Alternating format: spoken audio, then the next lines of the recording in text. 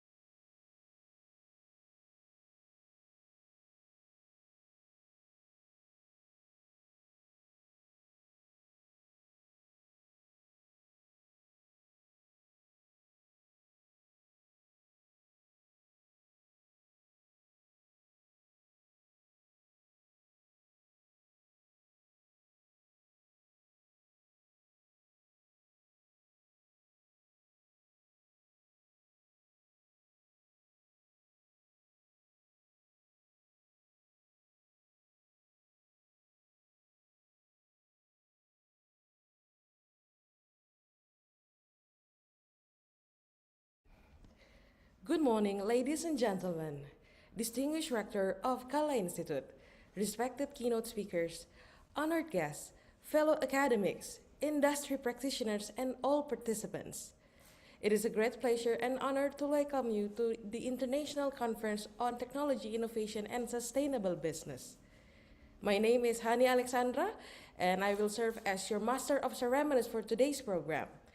Before we begin, please keep your microphone muted when you are not speaking and ensure that your display name shows your name and affiliation. Thank you.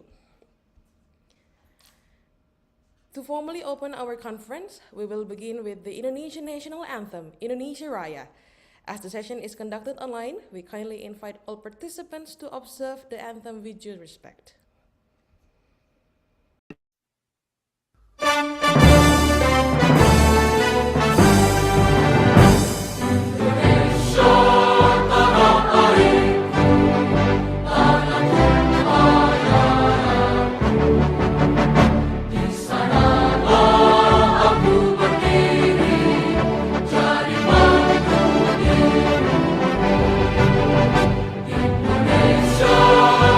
Kebangsaan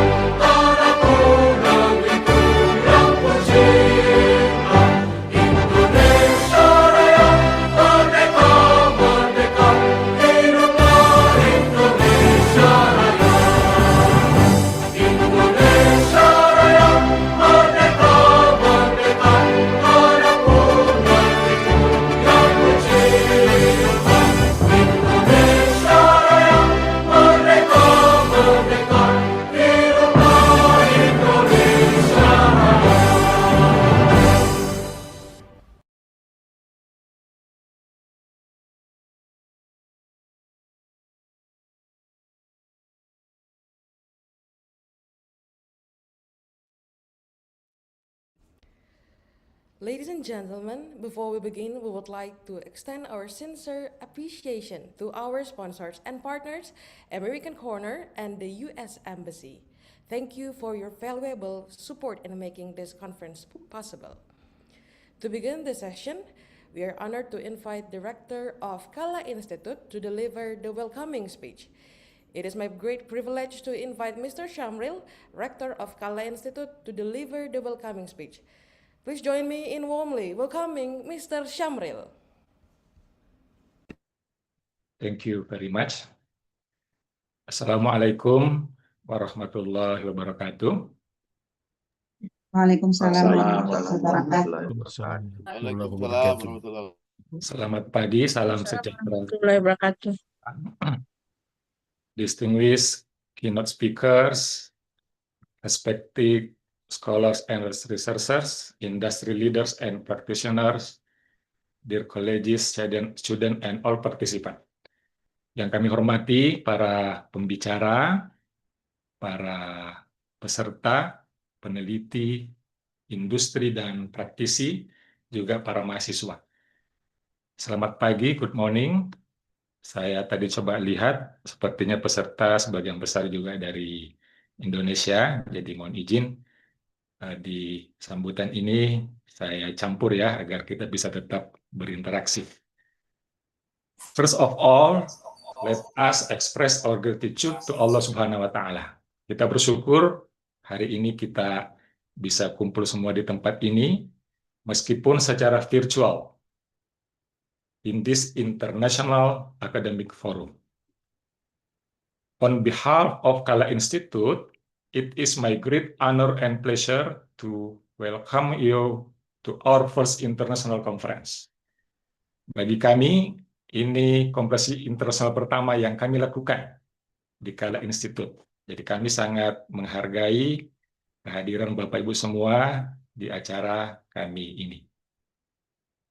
In fact, this virtual gathering reflects our theme, digital technology enables collaboration cross borders, bahwa kita ingin menunjukkan digital teknologi bisa kita kolaborasikan melewati batas-batas negara, ya, masyarakat, dan lain sebagainya. Itu semua akan membuat efisien, inklusif, dan sustainable ways. Ladies and gentlemen, we are living in a time of rapid transformation. Kita hidup di era di mana transformasi sangat cepat. Technological innovation is advancing at an unprecedented pace. Artificial intelligence, big data, automation, digital platforms. Itu semua kita sudah hadapi sekarang. Kita sudah nikmati semua dan kita sudah lalui semua. Dalam arti kita sudah menggunakannya. These technologies are reshaping how we work, how we do business, and how we live. At the same time, the world is facing serious environmental challenges, climate change, resource depletion, environmental degradation.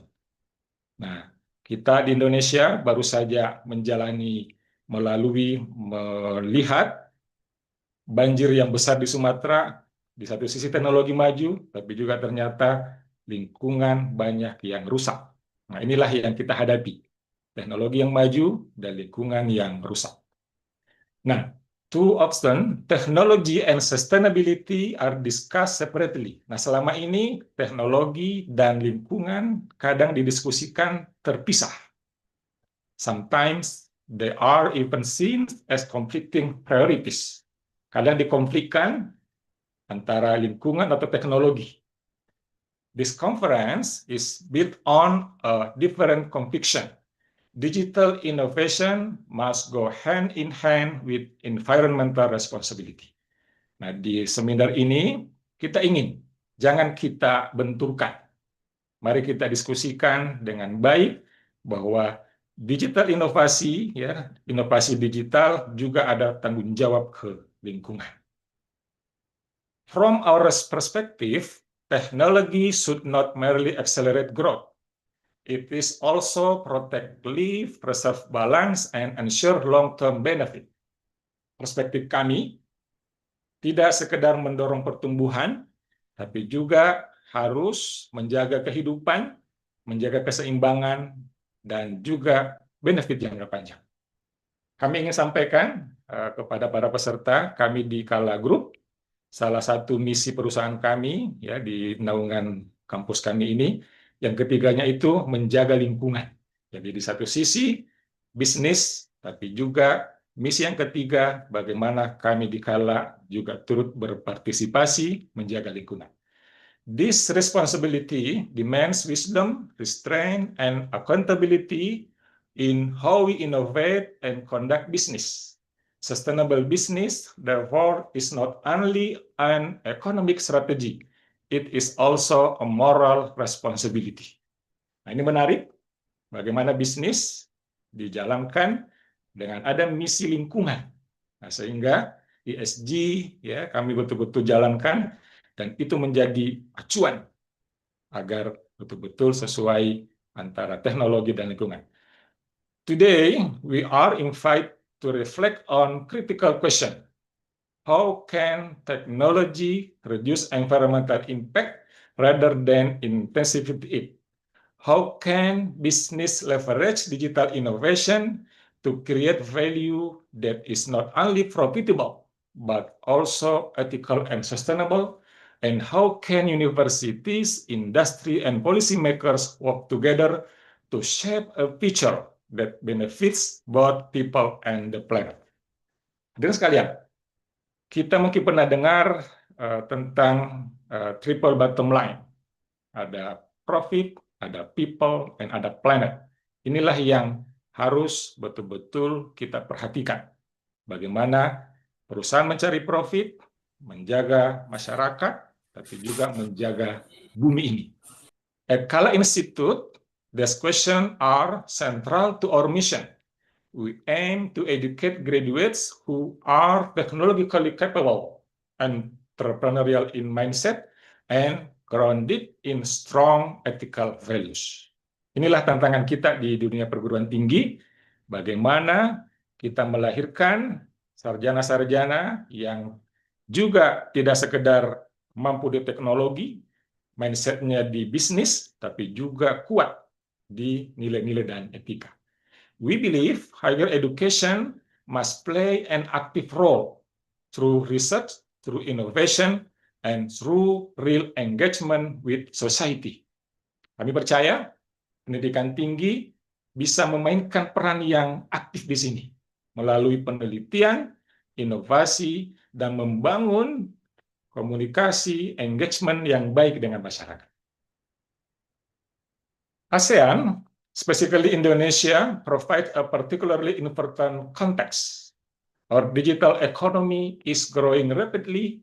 This creates great opportunity, but without responsibility and foresight, digital transformation can also increase energy consumption, electronic waste, and social inequality. Nah, di hari ini, seminar kita, konferensi kita mengundang negara-negara pembicara dari ASEAN. Nah, tentu harapannya kita kaji ini semua dalam konteks tidak sekedar Indonesia, tapi lebih luas dari itu. That is why this conference is so important, not only for Indonesia, but for the global community. Jadi ini penting, bukan hanya untuk kita, tapi juga untuk dunia. Ladies and gentlemen, this conference brings together participants from diverse countries, disciplines, and professional backgrounds. This diversity is a strength. Sustainability challenges are complex. They require interdisciplinary thinking and cross-sector collaboration. Keberagaman penting. Dengan keberagaman ini, kita bisa membangun kolaborasi, interdisiplin pemikiran, dan semoga dengan itu kita bisa betul-betul menemukan pemikiran yang menarik, yang dapat kita bawa nanti setelah seminar ini. As Rector, I hope this conference will result in more than academic discussion. I hope it will foster new collaboration, applied solution, and share commitments toward sustainable development. Ya, kami berharap Seminar ini tidak sekedar omon-omon, ya diskusi akademik memenuhi tuntutan mungkin Jafung, tuntutan KUM dan lain sebagainya. Kita ingin di sini ada ide yang muncul, kolaborasi baru, solusi baru, dan juga bagaimana ke depannya ada sustainable development, ya berkelanjutan dalam hal pengembangan. Before closing my speech, I would like to express my sincere appreciation to our keynote speakers, moderators, reviewers, organization committee, and all partners involved. And to all participants, thank you for your presence, your contribution, and your commitment to this important conversation. Terima kasih kepada semua pembicara, moderator, reviewers, dan semuanya, ya sudah berpartisipasi, panitia dan semuanya, ya agar acara ini betul-betul bermanfaat. Let us use this conference as a space for reflection, collaboration, and responsible innovation. May the knowledge we share today bring benefit not only to our institution, but also to humanity and the environment. Yang kita share hari ini bukan hanya untuk institusi kita, tapi untuk kemanusiaan dan juga lingkungan. Ini yang penting, manfaatnya, dampaknya, yang itu yang ditekankan oleh Menteri kita. With that, I hereby declare the International Conference on Technology Innovation and Sustainable Business officially open. Dengan mengucap Bismillahirrahmanirrahim, dengan ini International Conference tentang Teknologi Innovation and Sustainable Business dengan resmi saya buka. Wassalamualaikum warahmatullahi wabarakatuh. Waalaikumsalam. Thank you, Mr. Shamril, for the insightful and inspiring opening remarks. Ladies and gentlemen, to ensure a productive and respectful academic environment throughout the conference, we kindly ask for your attention to the following general guidelines. Please keep your microphone muted unless you are invited to speak, follow the moderator's instructions, and stay within the allocated presentation time. Questions and comments may be submitted via the Zoom chat box as directed by the session moderator. To support smooth communication during the session, we would like to inform you that the Zoom interpretation feature is available in Indonesian, If you would like to use Indonesian interpretation, please click the interpretation icon on your Zoom toolbar and select the Indonesian channel provided. Thank you for your cooperation, and we hope you enjoy the session.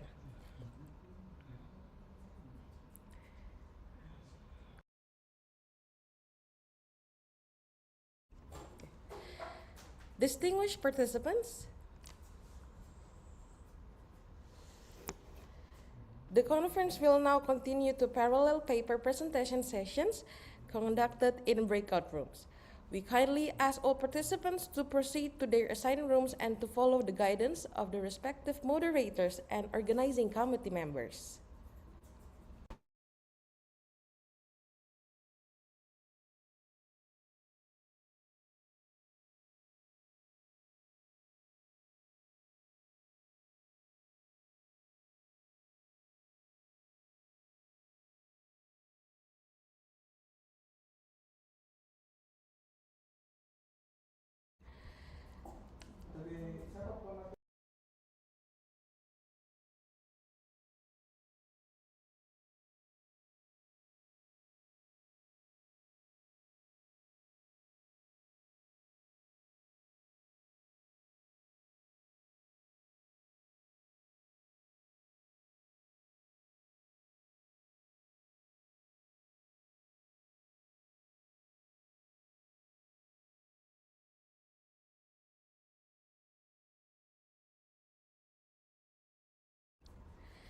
Ladies and gentlemen, we will now proceed to the plenary session.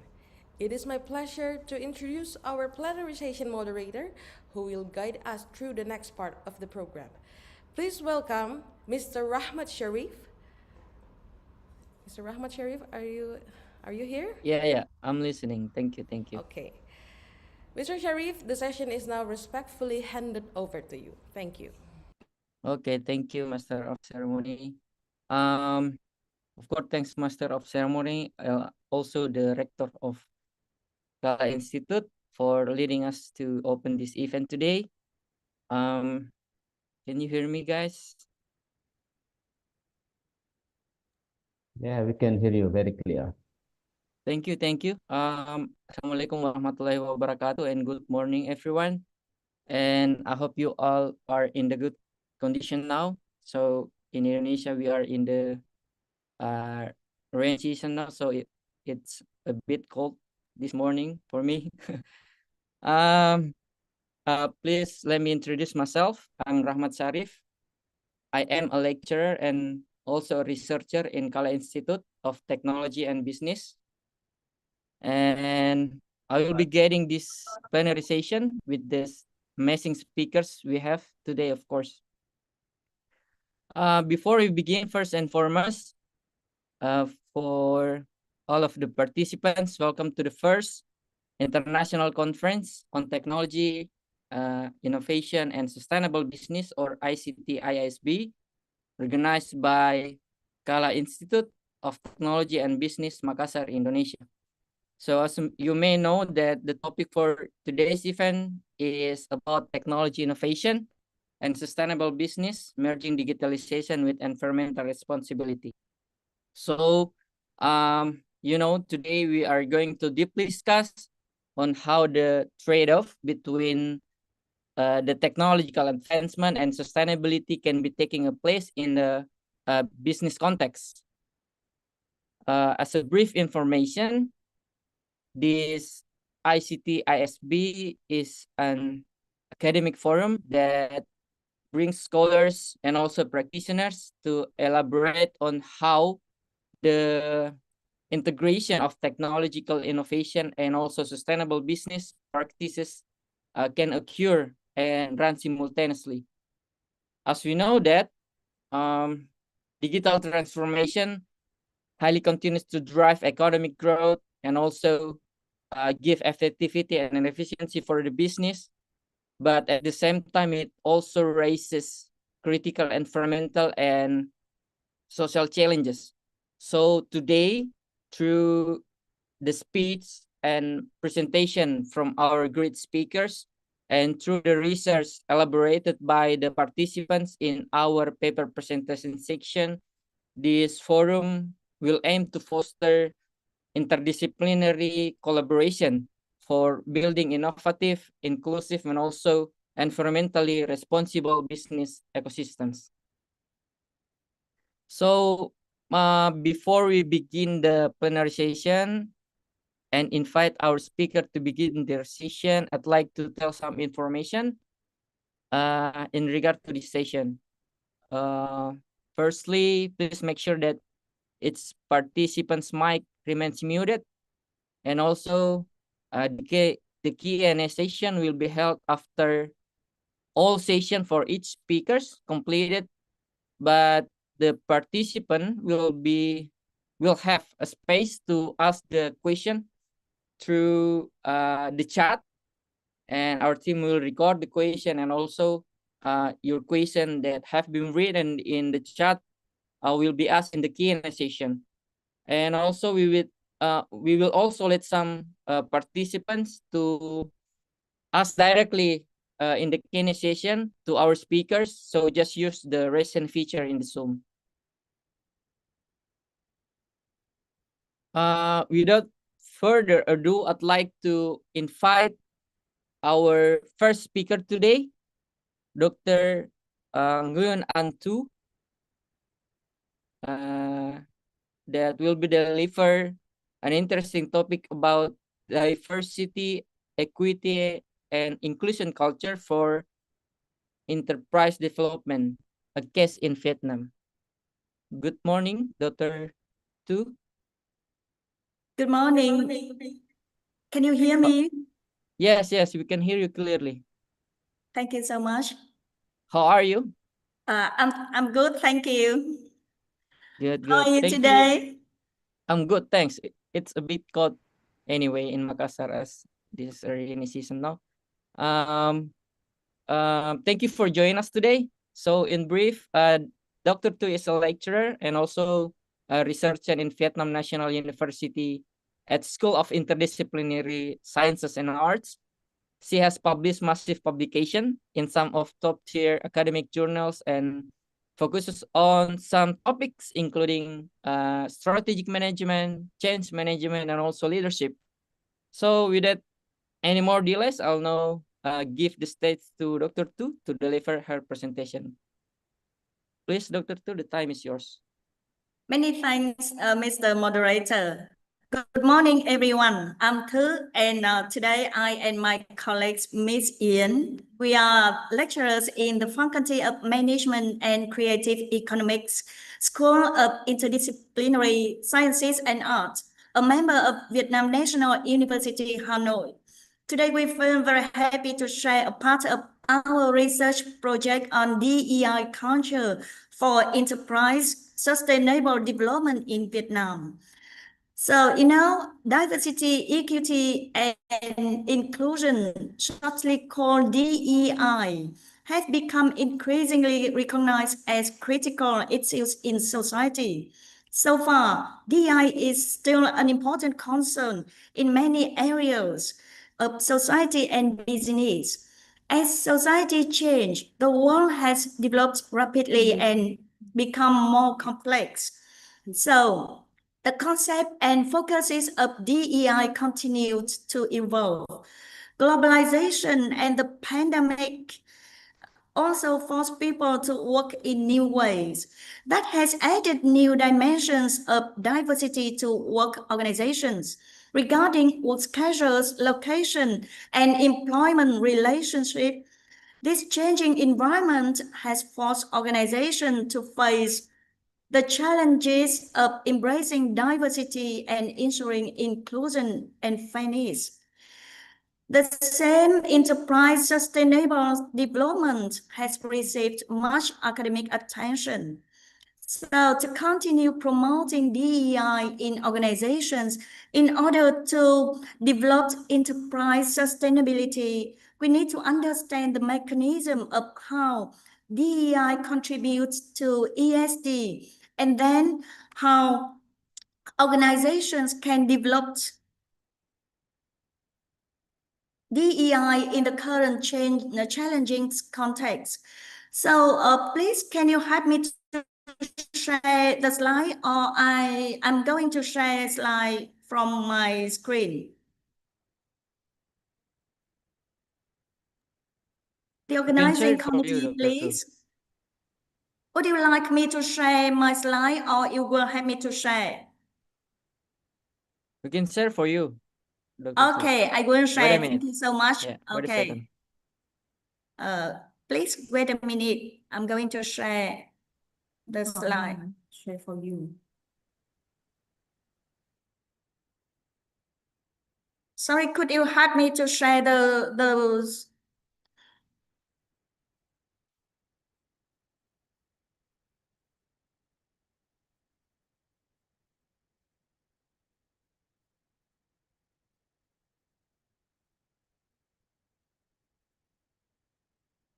Sorry, can you see my screen?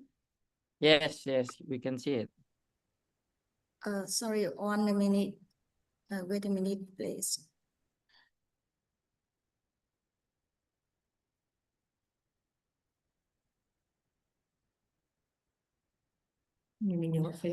Sorry, I have a little bit problem. So could you please help me to share my slides?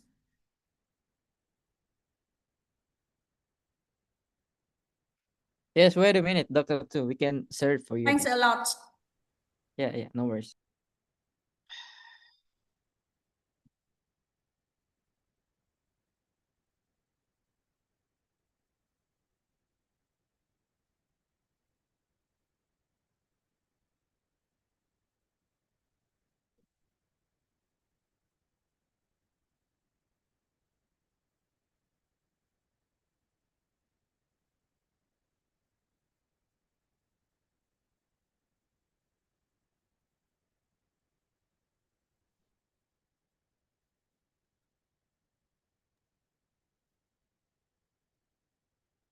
Okay, thank you so much, the moderator. No worries.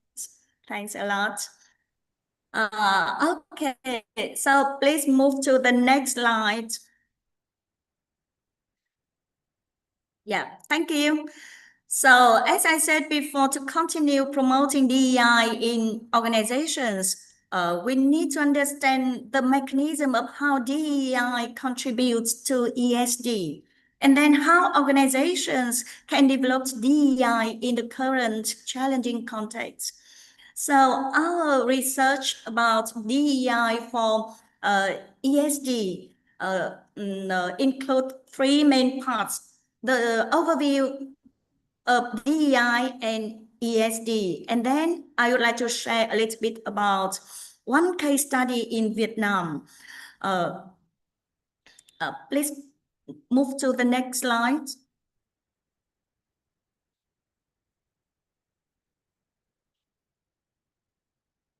Okay, I would like to review a little bit about DEI. There are three pillars of DEI cultures.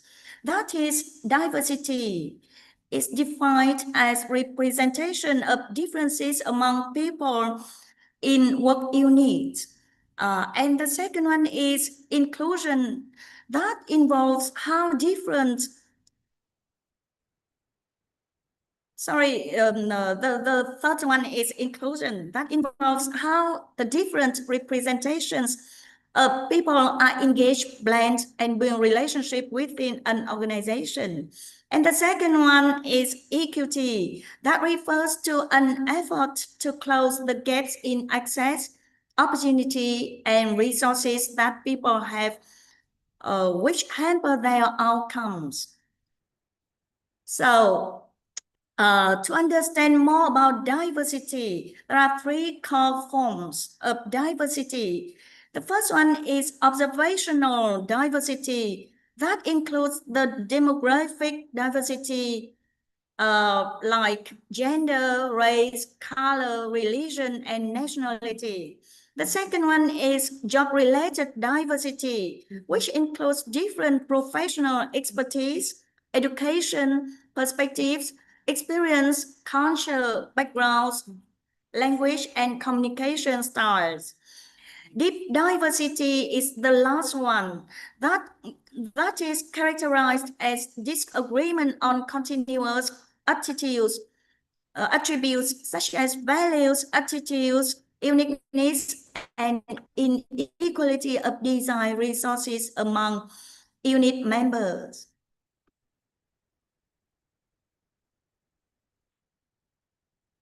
Could you please move to the next slide? Okay, and the next one, please.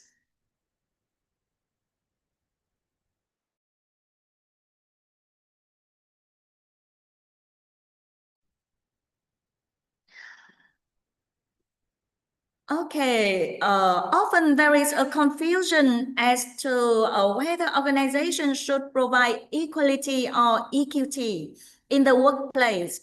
Therefore, I will have to elucidate the difference here.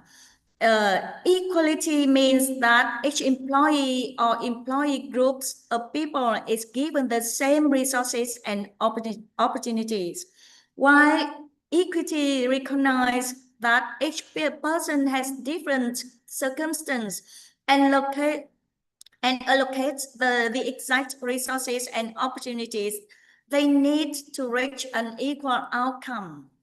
So the difference means we should apply equity in our organization rather than just give the same resources to everyone. Despite of the difference between their needs. Okay, next slide, please. Moving to inclusion.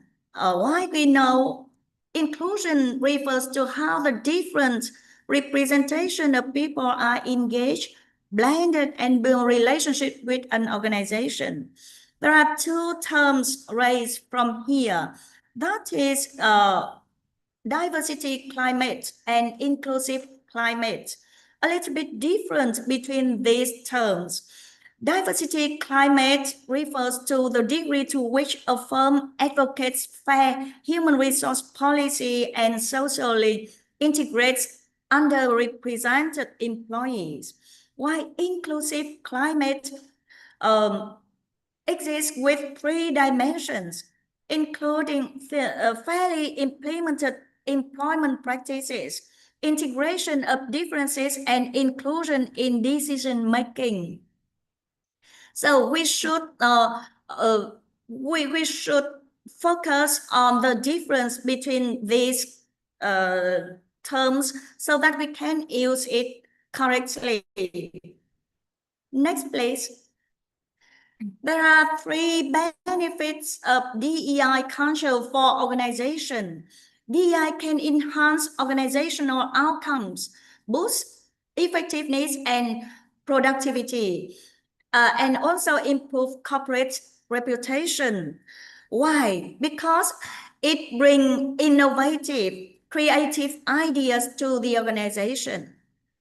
And also for employees, DEI can enhance job engagement and satisfaction, strengthen organizational committee, and improve talent retention and development.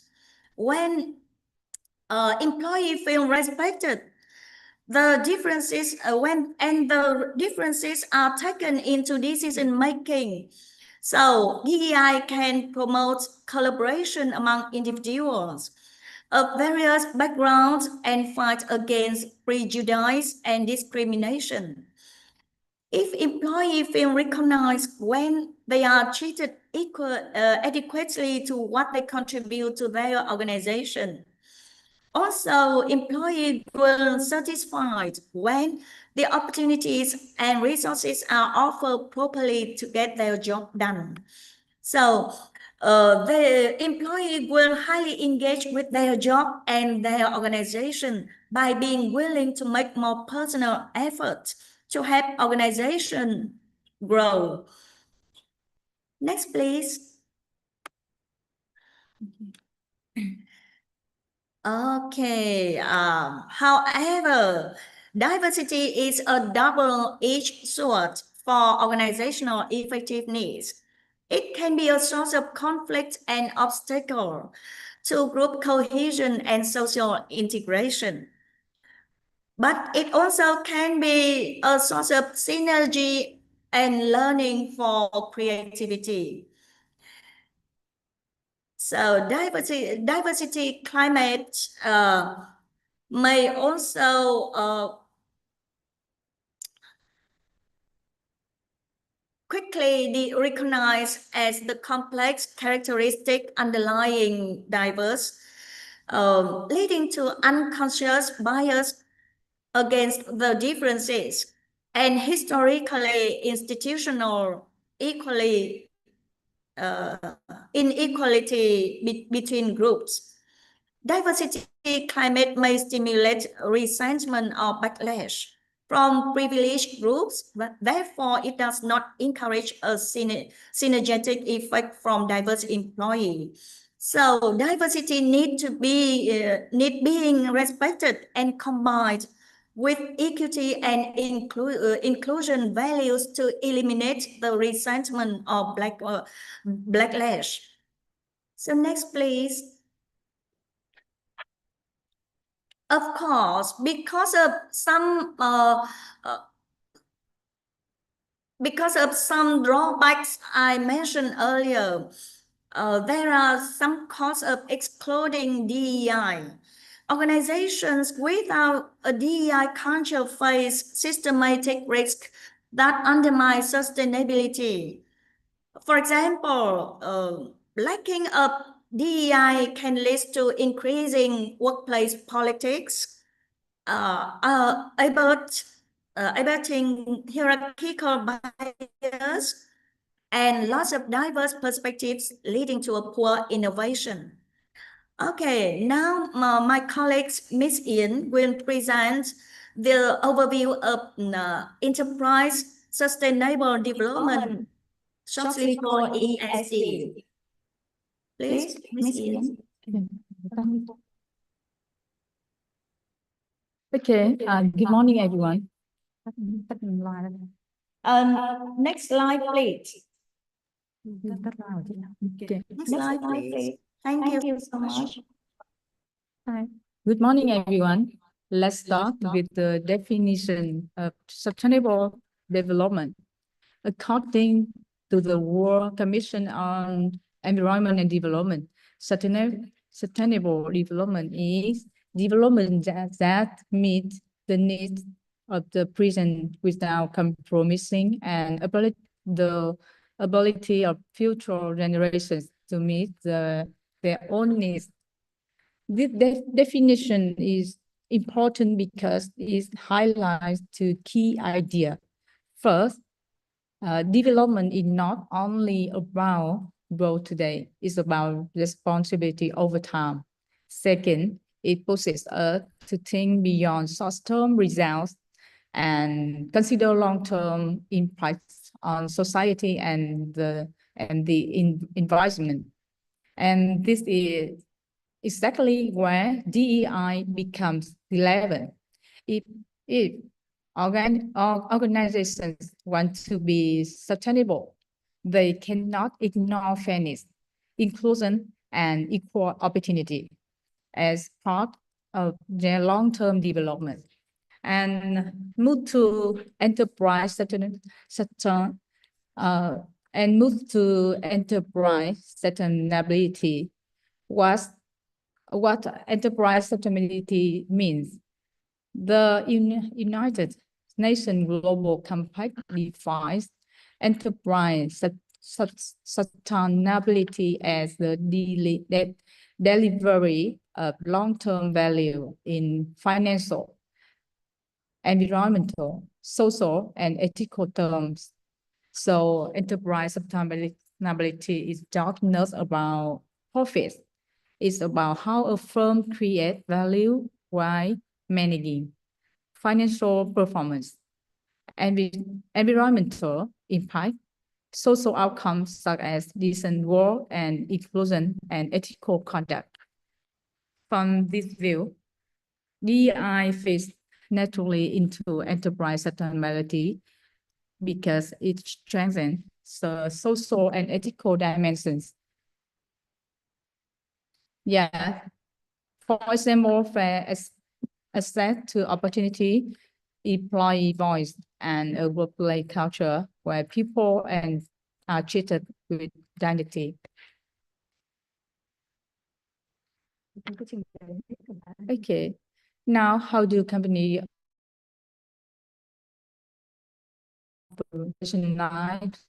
sustainability frameworks are used in practice? First is a triple bottom line proposed by John Eckington. It's framed sustainability performance across the three dimensions: people, planet, and profit. This frame will be assessed not only by financial outcomes, but also by how it treats people and how it impacts the environment. Please, next slide, please. Next slide, please. Yeah. The next one, please. The next one, please. Yeah. Yeah. Okay. Okay. Second, in finance and investment practice, so more widely used land ESG means environmental, social, and governance. Yeah. Next slide, please. Next slide, please.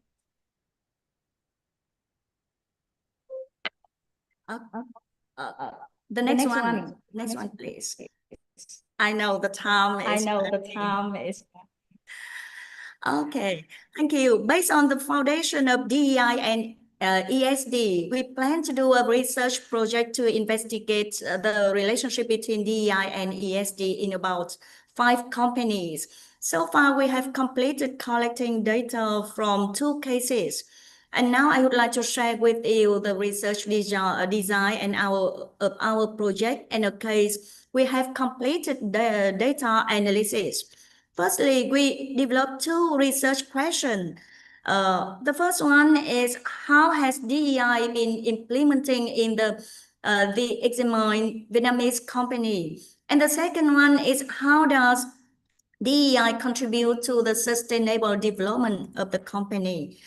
Please move to the next slide. Okay, then to find out the answers for the research questions, we choose 4 theoretical models to be the theoretical framework in our project. The first one is value or principle model of DEI application, developed by Beach and Seeger in 2022. There are 4 core values in this model. The values reflect actions and attitude regarding DEI at both individual and organizational level. Based on this model, we identify and check the specific actions at individual level, both managers and employees, and the initiatives and policies at organizational level in the company we have examined. Next slide, please. We use the Commit Inclusive Behavior Framework developed by Harris in 2019. This framework includes six categories of dimension.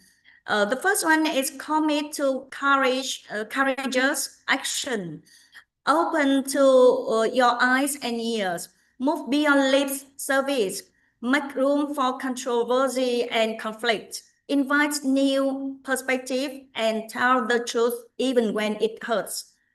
Harris developed Commit self-assessment survey Likert scale. We use this scale as part of our questionnaire to evaluate the individual representation, participation, appreciation, and application of the DEI in the value model mentioned before.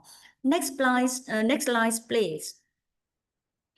For ESD, we rely on the general framework of sustainable enterprise innovation model as our foundational theme for data analysis to find the block that DEI have to improve, thereby contributing to the company's sustainable development. For example, in the first block on the screen, the block of why, you can see DEI can be a source of motivating employees create new ideas or solutions for change. In the how and what blocks, DEI can integrate it in strategy to be an objective of companies and a way of organizing change in organization. In the outcome block, DEI contribute to the social values earned for people to have a sustainable social environment, maintaining the long-term development. Next slide, please. Finally, we use Deloitte's new sustainable value system. I'm sorry, the image is a little bit small. So we can zoom if possible. We use this model as foundational theme for developing both survey and interview questions. Also in data analysis, in this model, there are 4 values group, namely shareholder, employee, customer, social, public, and environmental values. In our research, we pick up the employee values. The second block in the blue highlights, you can see as the main outcomes of employee SD to generate questions in survey and interview. For example, employee financial returns or talent development, we have picked it up to make the questions in our questionnaire and interviews. Okay, next slide, please. For our case study, please move to the next slide. no. The conceptual framework, please. The slide before this. The slide before this one. Before. Yeah, this one, the conceptual framework. No, the next one. The next one. Next one, please. The next, not the before, the next one. The conceptual framework. Yes, that is. Thank you so much. Yeah, based on the theoretical frameworks, the four models, we developed a conceptual framework for our case studies. There is two main parts in our case, framework. The first one is the implementation of DEI in the company, but both individual and organizational levels.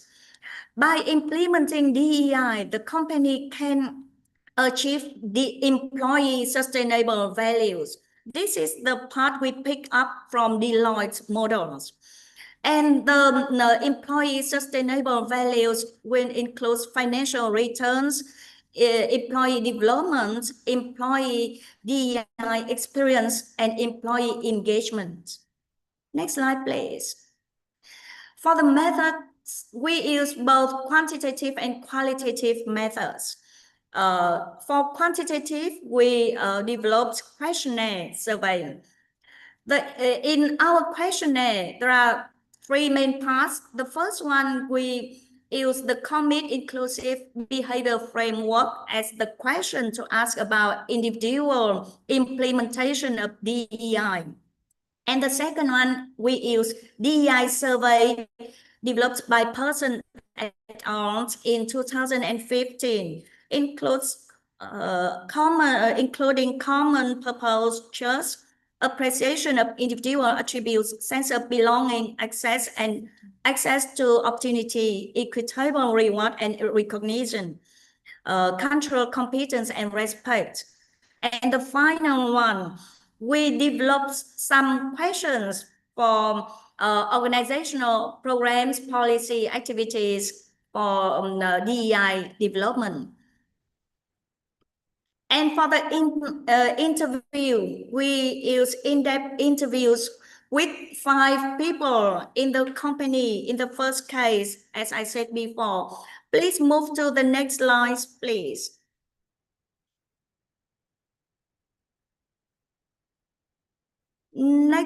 Next slide, please. Okay, thank you. We think that regarding organizational culture, survey may not be enough as it just focuses on the general information. So it may miss interesting and meaningful personal stories of DEI experiences.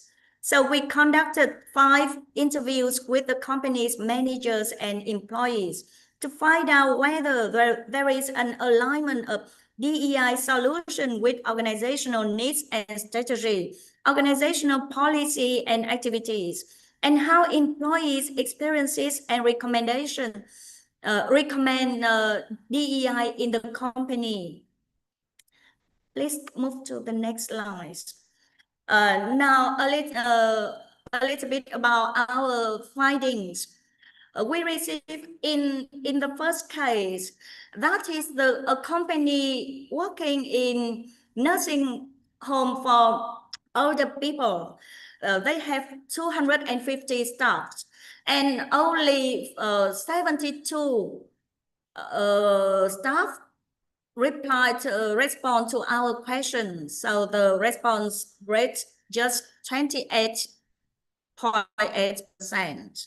And you can see some demographics characteristic of our sample on the screen. So female is higher than male.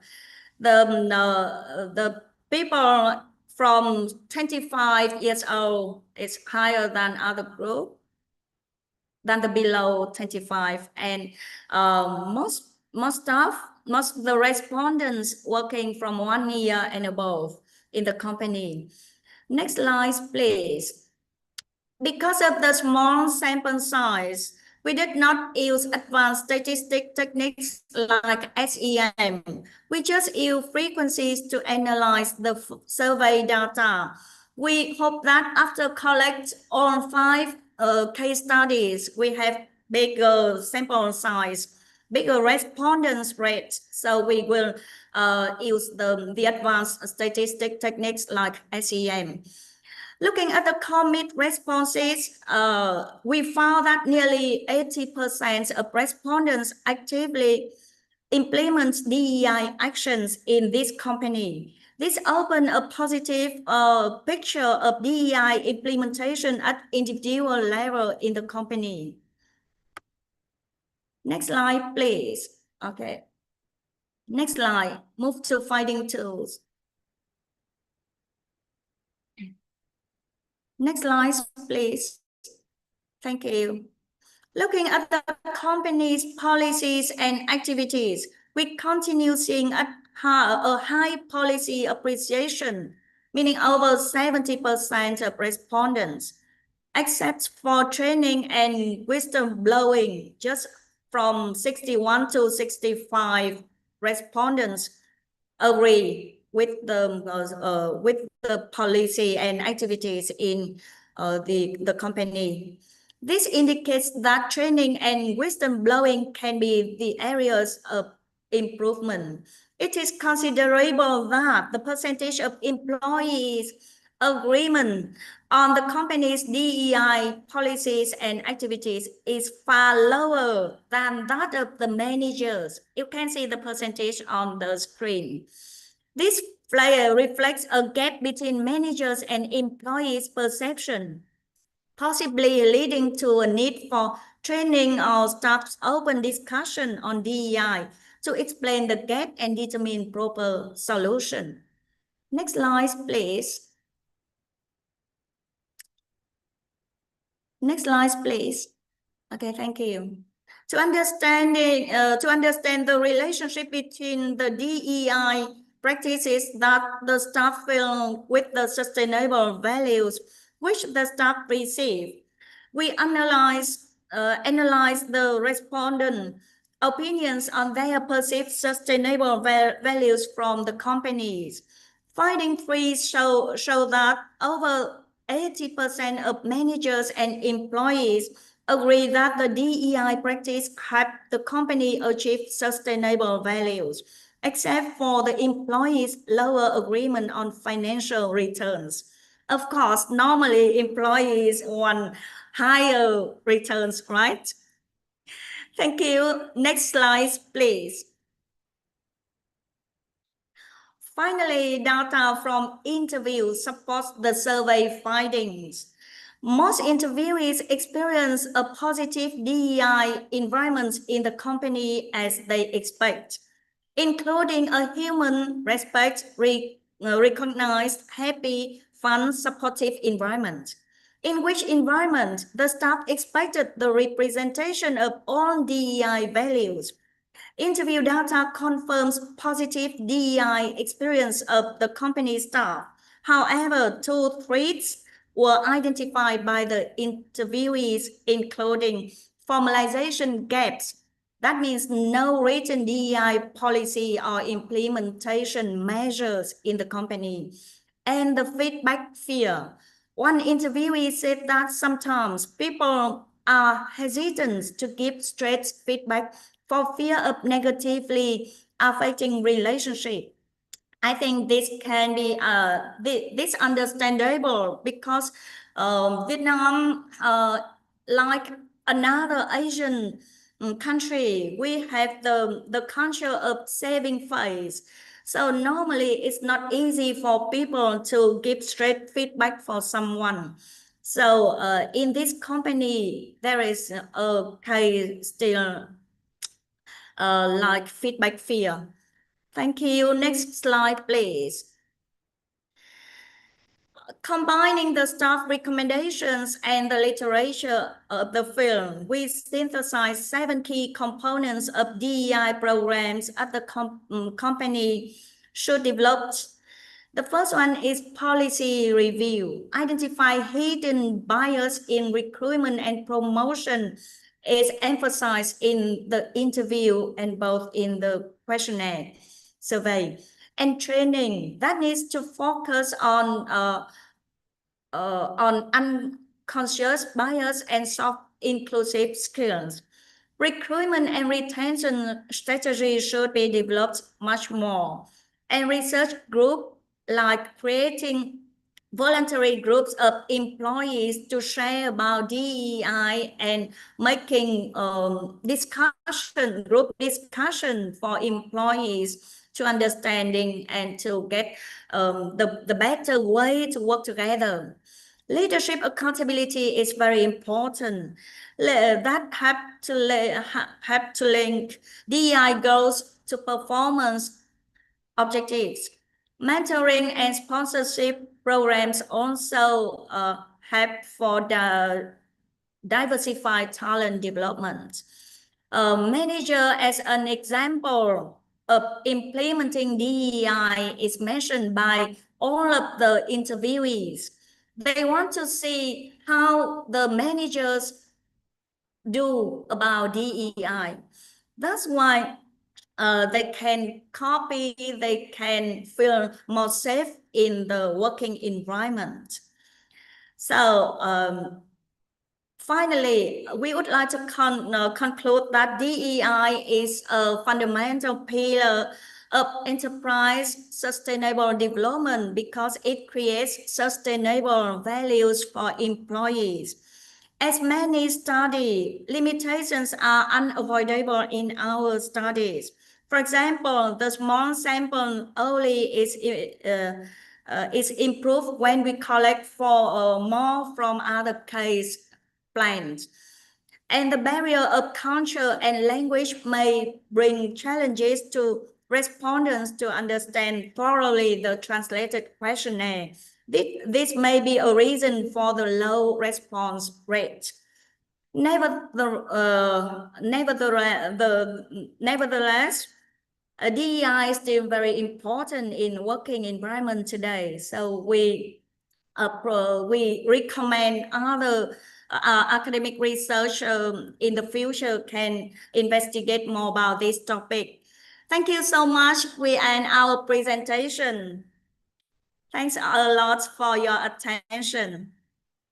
Thank you, Dr. Thu and Ms. Yen, for the interesting presentation and interesting I'm sorry, so sorry for overtime. No. It's okay. It's totally okay. One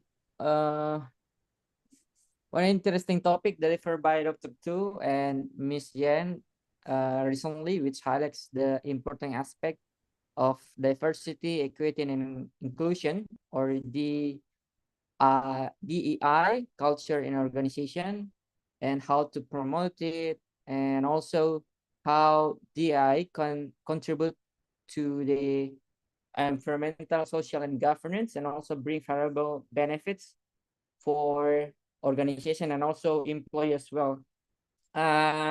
They also have explained how to tackle the possible challenges and barriers in implementing the AI, particularly in the context of Vietnam. So while waiting the next speakers, I would like to ask some question related to the study, if it's possible.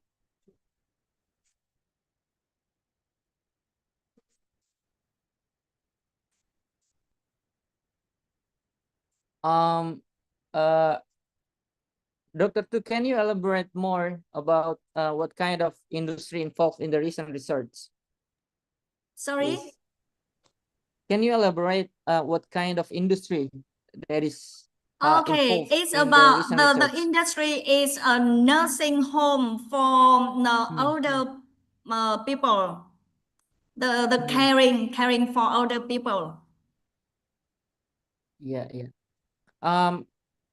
Is there any plan to include more industry, so the demographic can be more various? Okay, What in are the Vietnam. challenges? Okay, I would like to give more information about the industry. Yep. In Vietnam, the there are not many company operating in this field. That's only some company. I remember that is lower than 10. And the companies we examined has 10 branch in Vietnam. And nowadays the Vietnamese government focus on developing the industry of caring older people, because you know, the population in Vietnam become aging. So more and more older people in dynamic economics. So the youth people focus on their working, their job, and the older people need better caring. So the Vietnamese government focus on the new solutions, new policies, and give more priority for this industry. So many more companies want to cooperate with the companies that we have examined to open more models of caring older people in Vietnam. And the company intend to cooperate with other companies in Philippines. Yeah, I remember in Philippines when I interviewed the CEO. It is Thank now you. becoming Is a that reason, clear? I think. Yeah, it's very clear. Thank you.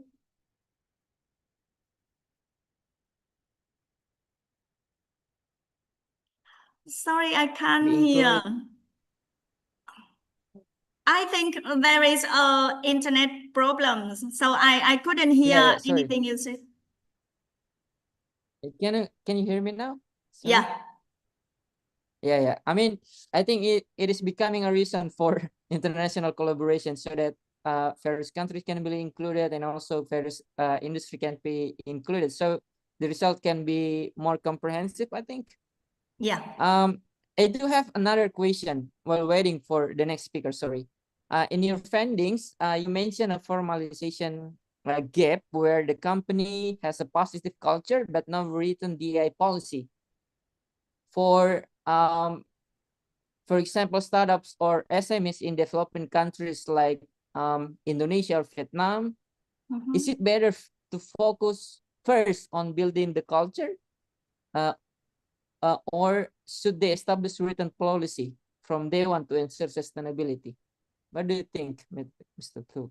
I think we should both focus on the policies and the culture at the same time. Yeah. Because you know, policy can work well in a positive culture.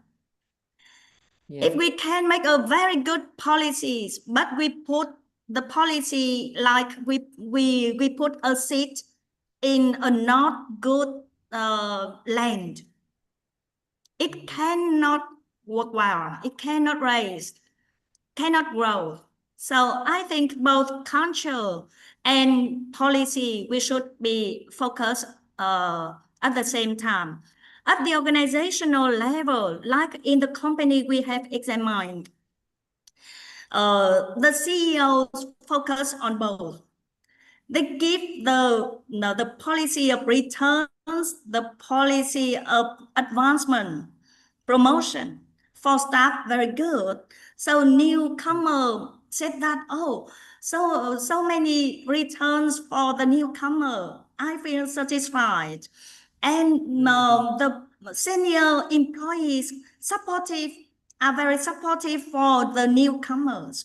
So they feel the good environment that comes from culture. And when I come to the company, you know, I have seen that, oh, the CEO also bring chairs to invite the guests. I was very surprised. And the CEO said to me that when I work just one time, my employees will see that and they cannot stand. They also have to work. By that way, you know, as I said in my presentation, managers set an example. They are exemplary. They set an example so that they'll start see it and follow them. That's why the CEO in the company make very comprehensive focuses on both the organizational policies and their culture. They cultivate the culture for long-term development. I think that is related to sustainability. Thank you, Dr. Thu. What a comprehensive answer. So we'll now move into the our second speaker. Thank you so much. Thank you so much, Dr. Thu and Ms. Yen.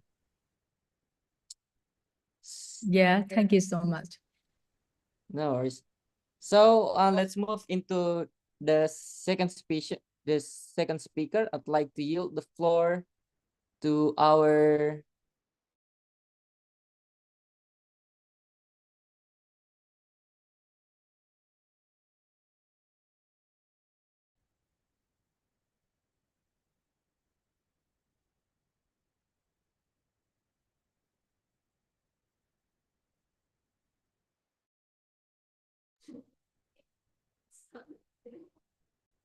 Good morning, Dr. Jumbri. Can you hear me?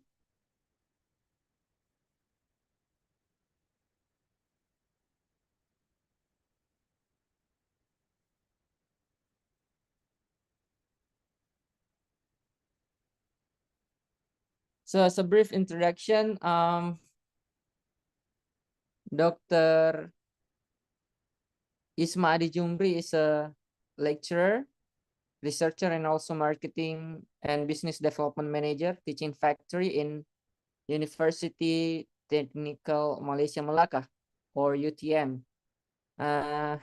He has significant publications in many reputable academic journals in the field of marketing, entrepreneurship, technology management, and also environmental economics. So, hello, Dr. Jumbri. Can you hear me?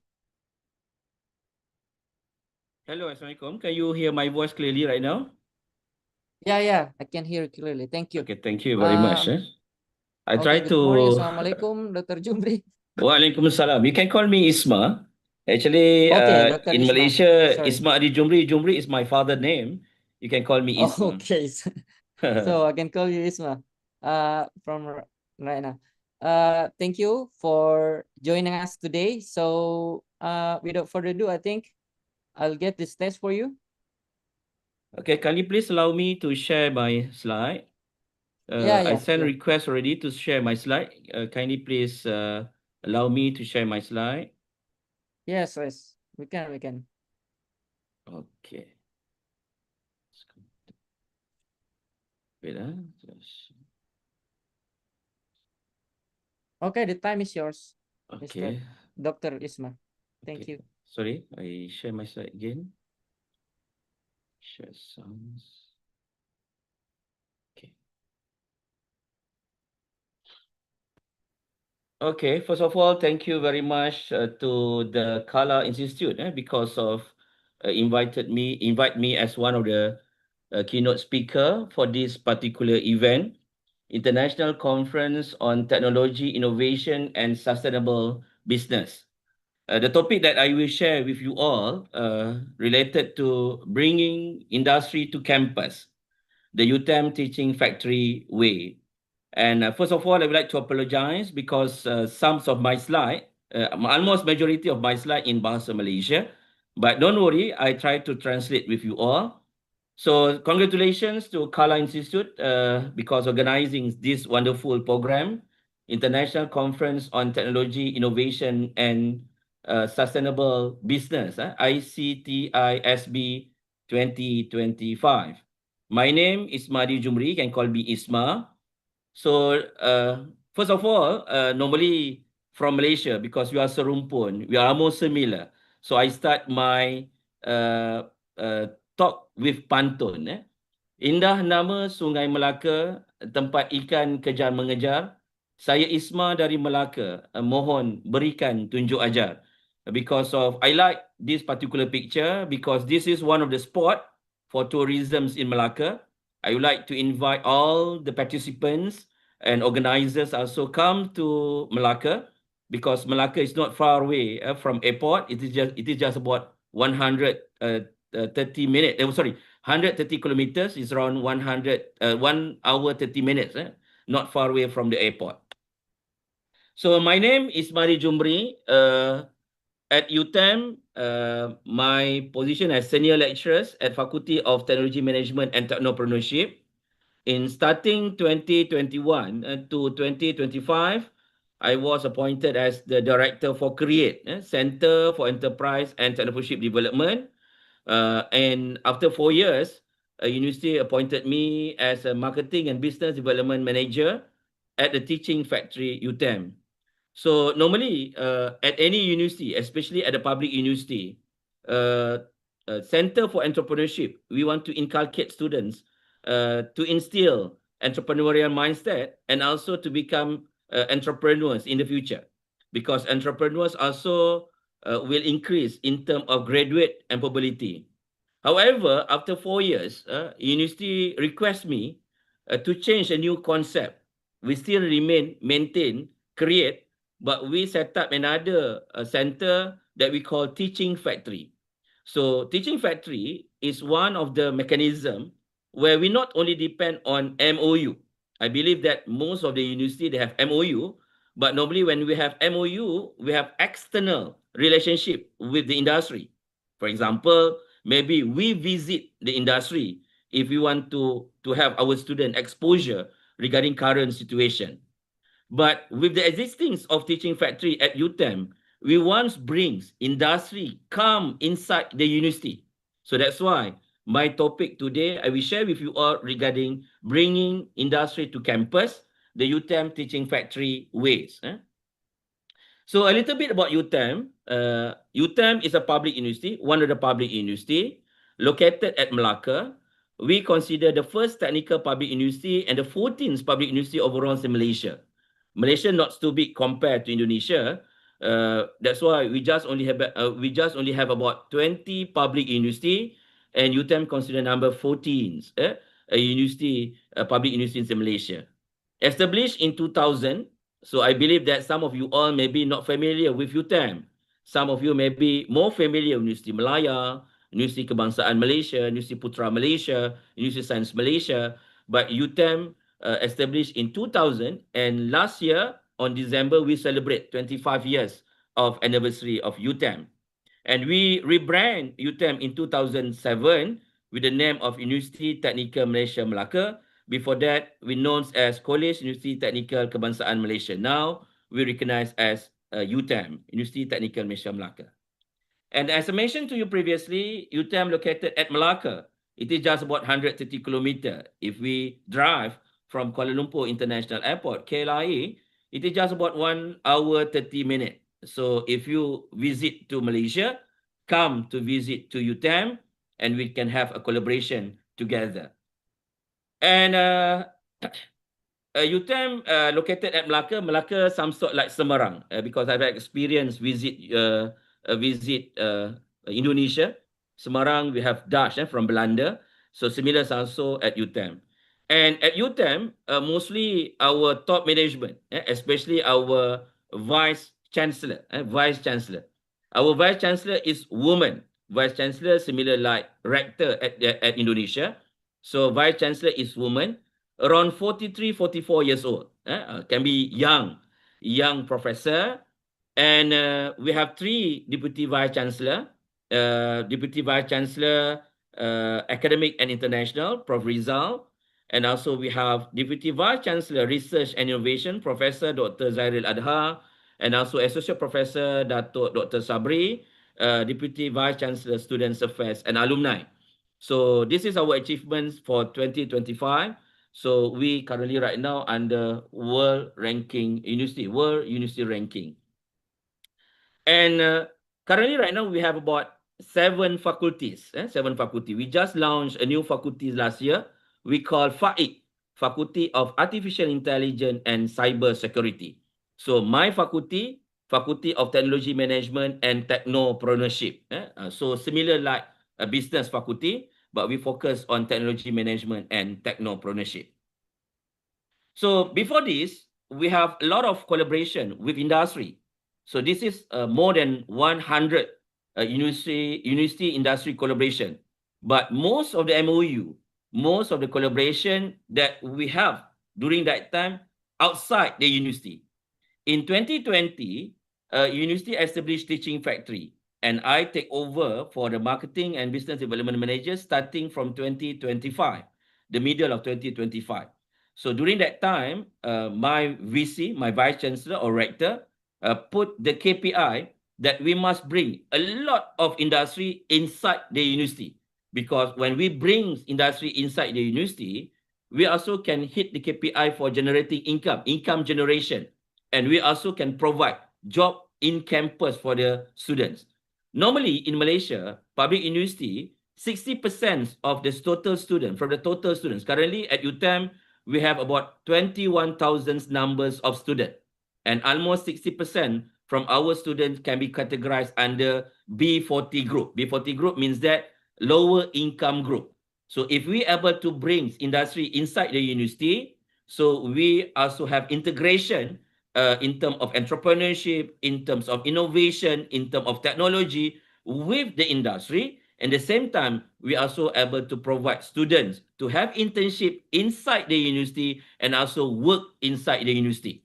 So we are able to provide job in campus, job on campus inside the university when we bring industry inside the university. So this is a little bit about UTeM. I show you the video about UTeM. Okay. Hopefully the video. Sorry, I'm not able to run the video. So I show you the video for a while.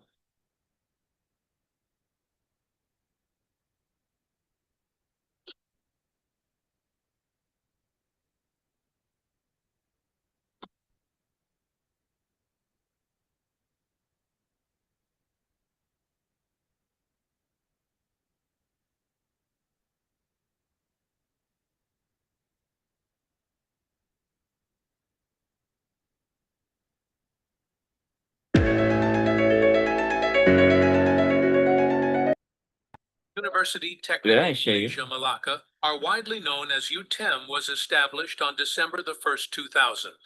It is the first technical public university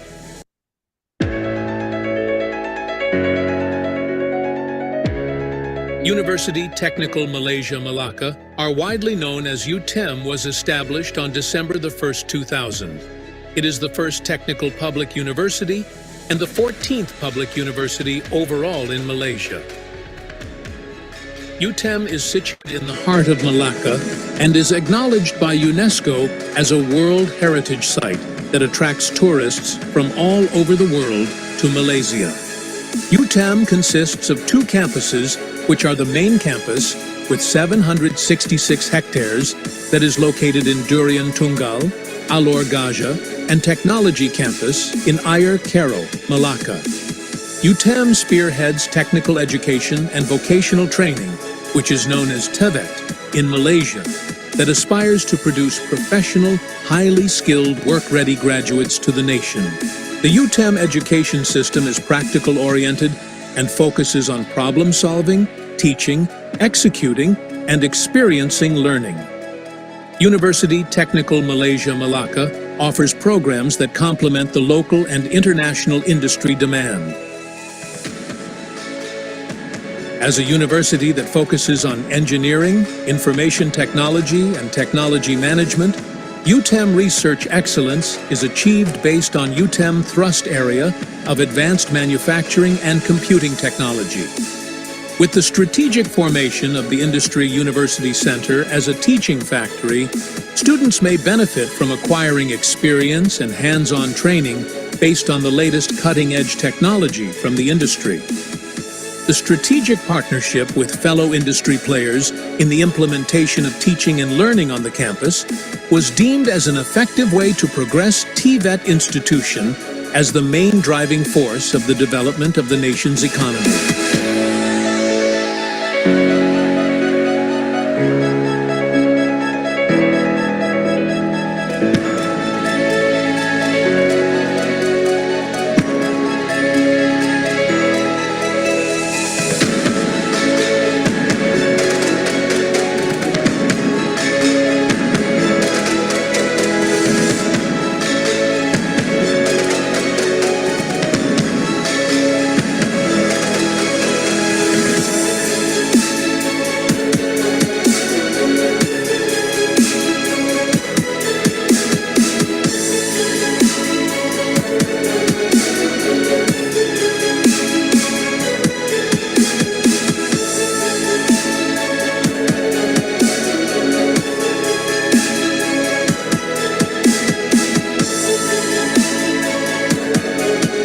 UTeM will always carry the endeavor to be the spearheader in offering programs that support the industry demands and technical learning in TVET. UTeM also aspires to be among the greatest contributors of highly dedicated human capital through education, research, and highly skilled technical leaders for the industry.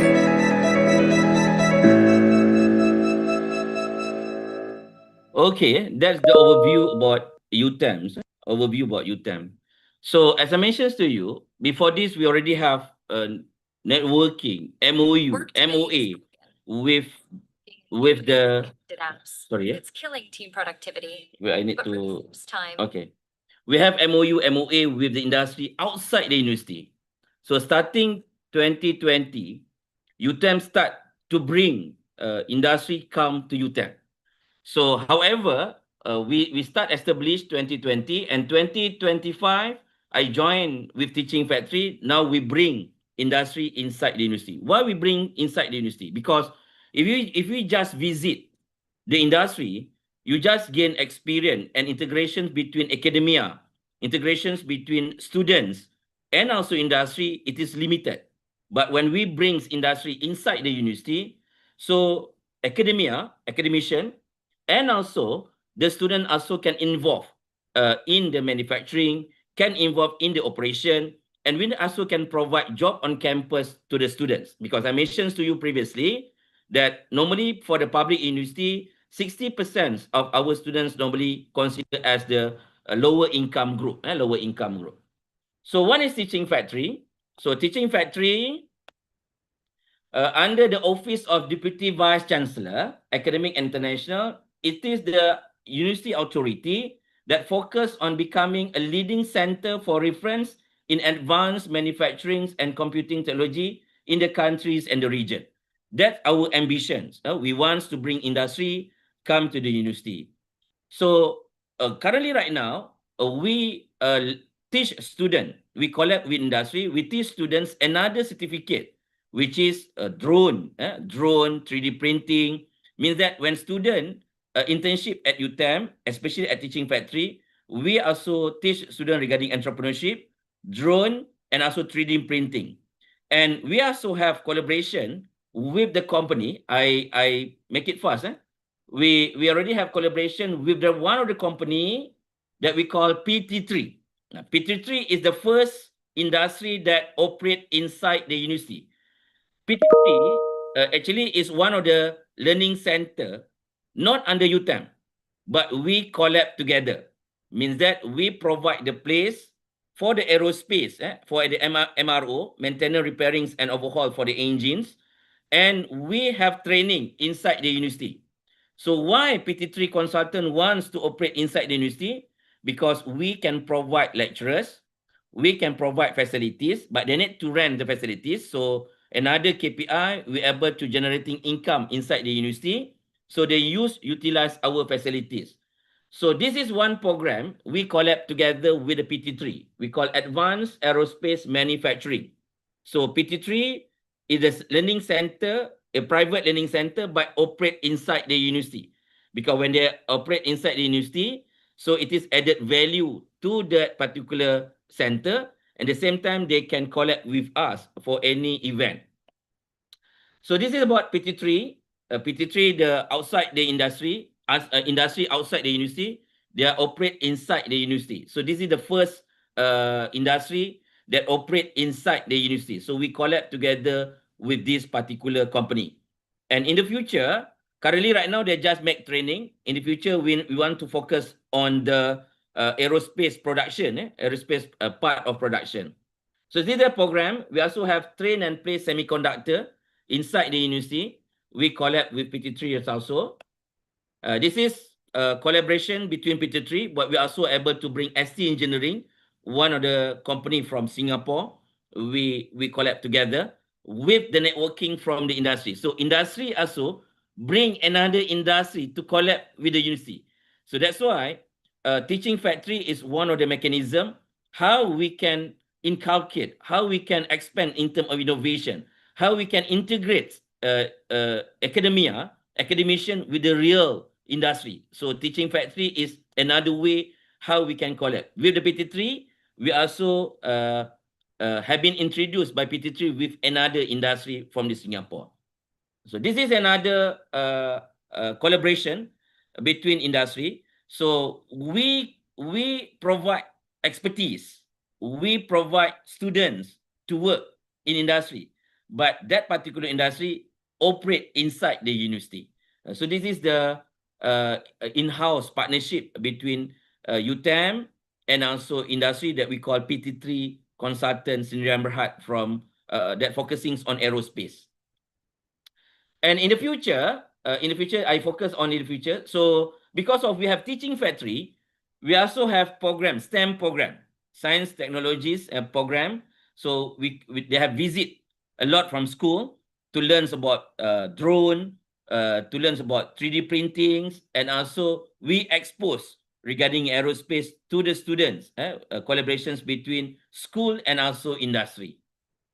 And then this is a program, teaching factory with the school. This is visit by SME Corp, small medium corporations, small medium enterprise corporations. They want also to learn from us regarding how to set up the startup in the business in the what you call in the university. And this is the visit from university from Indonesia comes to PT3. Okay. This is also collaboration between university and university. So because of in UTeM, UTeM is nearby airport, our local airport, Melaka airport. Due to that particular situation, we're not able to fly big drone inside the university because if we want to fly our drone, we need to get approval. Small drone is okay, but very big drone, industrial drone, we're not able to fly. We need to get consent, approval from the authorities body. Due to that particular situation, if we want to have program, now we collab with another university, similar like us, because we Teknikal University, so we collab with Universiti Tun Hussein On at Batu Pahat, Johor. So any collaborations, any program that required for the drone, the bigger drone, so we collab with UTeM, because UTeM, they have facilities that we can fly the bigger drone. This is the collaborations between UTeM and also UTeM. So because of we have facing the challenges, we want to focus also on drone, but because of our university not far from the local airport, so we're not able to fly the bigger drone. So we collab with another university from Batu Pahat, Johor. And we also have collaboration with Nagoka University of Technology. So this is a program we collab together with Nagoka. And this is a visit from the politician from Melaka, because we want to expand our program. This is only achievement by last year, 6 months last year, because we just appointed on July. So this is our achievement on 2025. And in Malaysia, because of UTeM is under MTUN, Malaysian Technical University Network. So there are 4 universities under MTUN, Malaysian Technical University Network, UTeM, Universiti Tun Hussein On Malaysia, Universiti Malaysia Pahang Al Sultan Abdullah, UMPSA at Pahang, UTeM, and also UNIMAP at Perlis, Perlis nearby Thailand. So currently right now, we collab together all the 4 MTON, we request a grant from the university, fund for the university, about 40 million. Means that each of the university, we hope that will be approved by this year, 10 million for university to improve our facilities provided at the each of the teaching factory. So not only UTeM, most of the MTON, they have teaching factories. So teaching factory at UTeM, currently right now we focus on aerospace, but if students want to have internship at UTeM, normally we provide internship module, entrepreneurship module, 3D printing, and also drone certificate for the student. So this is the integrations for between another university that we call MTON. And in 2026 and 2027, we will bring about another four what we call it industry. First, we already have MOU with PT3 and ACRATS. And inshallah, this year we will bring a solar training inside the teaching factory with YC Global. And we have mid-training, Maybank Entrepreneurship Empowerment Program TVET, which is for the service aircon and installations aircon, CCTV, and security with HIMEC. HIMEC is one of the company, our alumni, students. We also bring the industry to operate inside the university, and also machine duplicator with Cornea Aris company. So this is our target for 2026 and 2027. So what I mentioned to you previously, PT3, we already have implement. We will have MOU by February with all this particular company, and we hope that more industry will operate inside the university. So before this, we have a lot of MOA with the industry outside the university, but now with the new management of teaching factory, including me also, so we want to bring a lot of industry to operate inside the university. So this is the way how we want to instill in terms of innovation, how we want to encourage in terms of cooperations between and integrations between academia and also students' involvement in production inside the university. So that's my sharing within a limitation of time that I have right now. So that's why I mentioned to you the teaching factory, in the simple term, we bring industry to operate inside the university. So that's why we call bringing industry inside the university. Thank you very much for the time, for the opportunity to deliver my keynote speaker. Thank you, Dr. Isma, for an interesting topic you just delivered. It is about bringing the industry to campus, yeah. So the industry itself is operating on the campus, so it becomes a space for students to learn. While waiting for our next speaker, I may want to ask question if you wish. Yeah, Dr. please. Isma. So can you explain where is the position of teaching industry in the curriculum? You know, like in the conventional curriculum where there are many courses should be attended by students.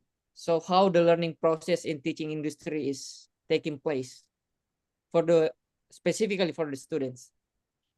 Okay, actually, because of we are technical university, normally for all the programs that we develop, we already have attachment, we already have collaboration with the industry.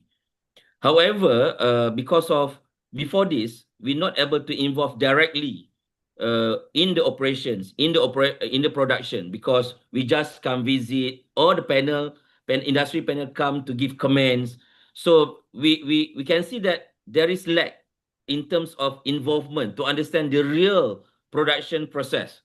Due to that particular situations, we currently right now, because teaching factory, we not offer any program yet currently right now, because teaching factory is not the faculty. Okay, so teaching factory just to give exposure, the real experience and involvement in terms of production.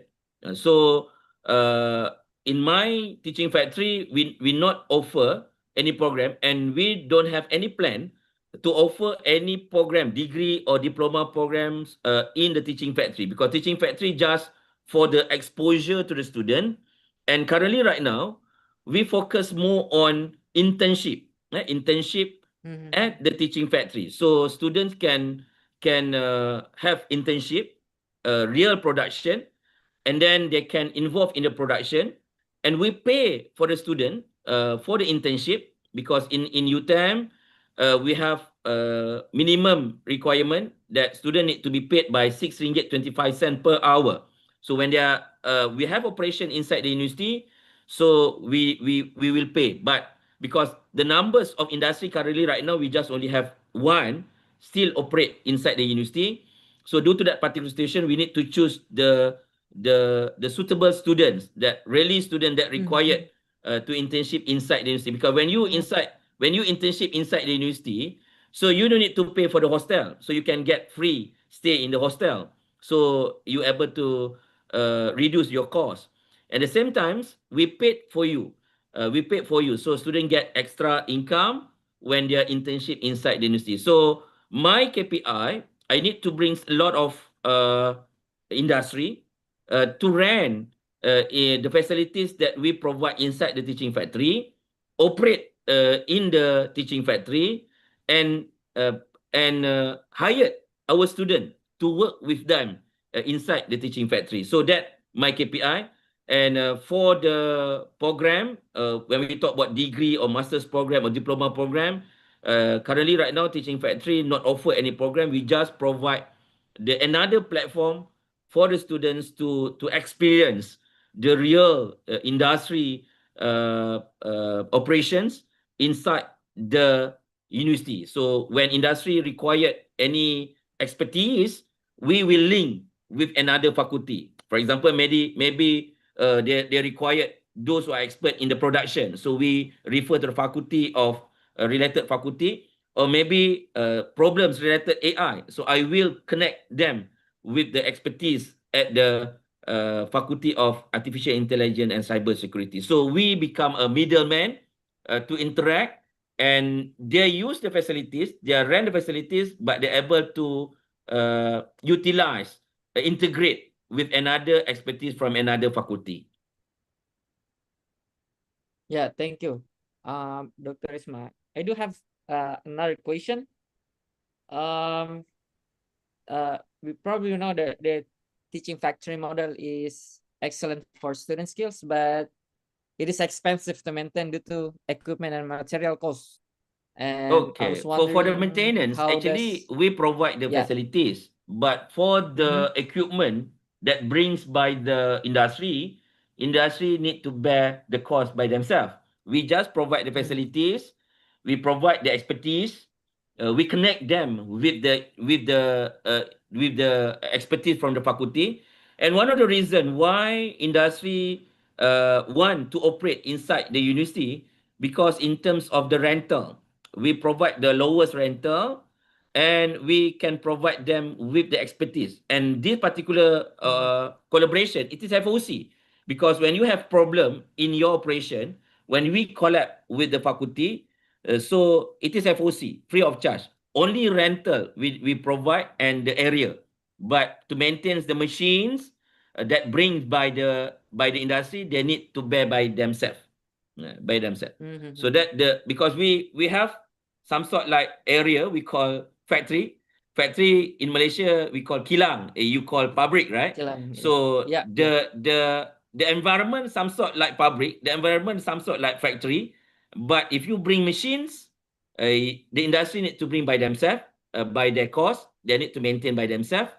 But we can provide expertise, FOC, we can provide students, but you need to pay the minimum requirement, RM6.25. So student get job inside the campus.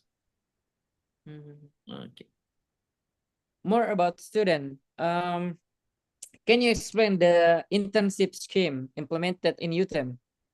Is it equivalent with the conventional course? For example, in Indonesia, there is a right for student to do internship, and it is equivalent with some credit. So when doing an internship, students are able to not involve in some classes.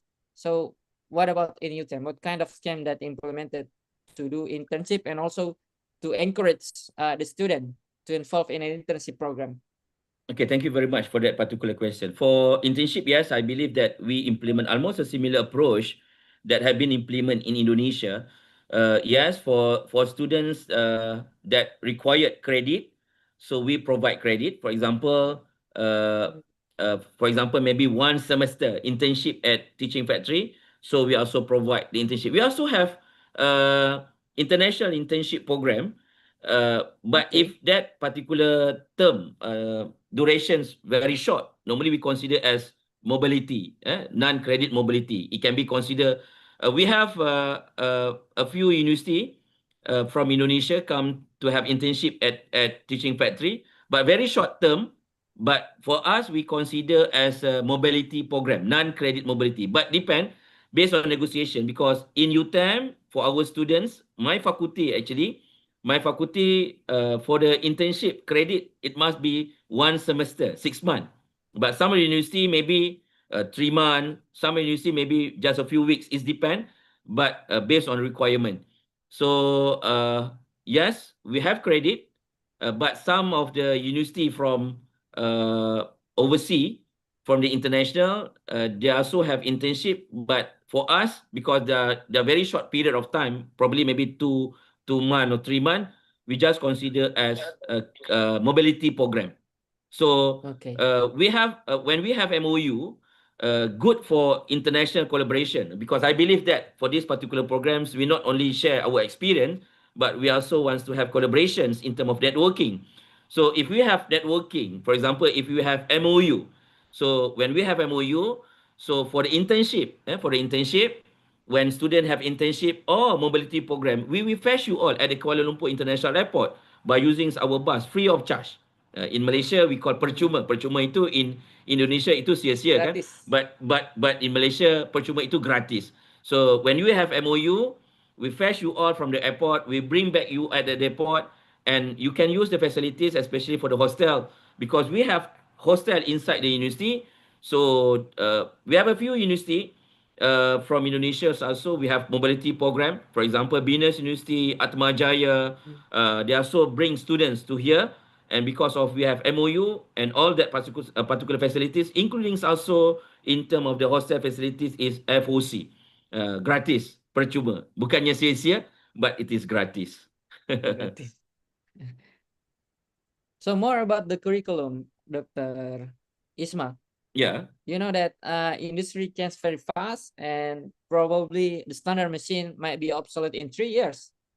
So in the UTeM teaching factory, how do you handle this rapid technological obsolescence? How flexible is your curriculum to pivot when your industry partners adopt a completely new technology, and how you ensuring the students the learning process? Okay, very good. Yes, I believe that when we talk about technology, yes, technology change rapidly. We're not able to chase in terms of the technology. So, as I mentioned to you, this is just a new begins. This is just a new begin for teaching factory. But because of we realize in terms of changing in terms of technology, so in teaching factory currently right now we just begins. So for the exposure in terms of technology, normally we have collaboration with the faculty. So normally faculty we use the latest technology. That's why teaching factory as a bridging, also not only bridging industries and university, but my roles also bridging teaching factory industry with another faculty, because normally the latest technology at the faculty. For example, when we talk about 3D printing, now we have a new machine of 3D printing. Definitely, because currently right now, teaching factory just start.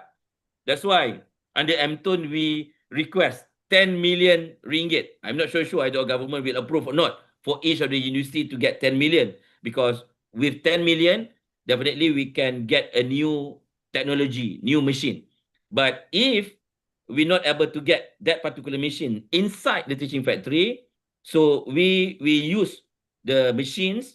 We will bring students to the faculty because of in UTeM, the collaboration and bringing between industry and also the industry, it's centralized under teaching factory. So teaching factory main role, we try to bring the industry with the what we call it, with the faculty. So if they're not able to use the latest technology at the teaching factory, so they can use the technology at the faculty level. So faculty normally they will update their technology.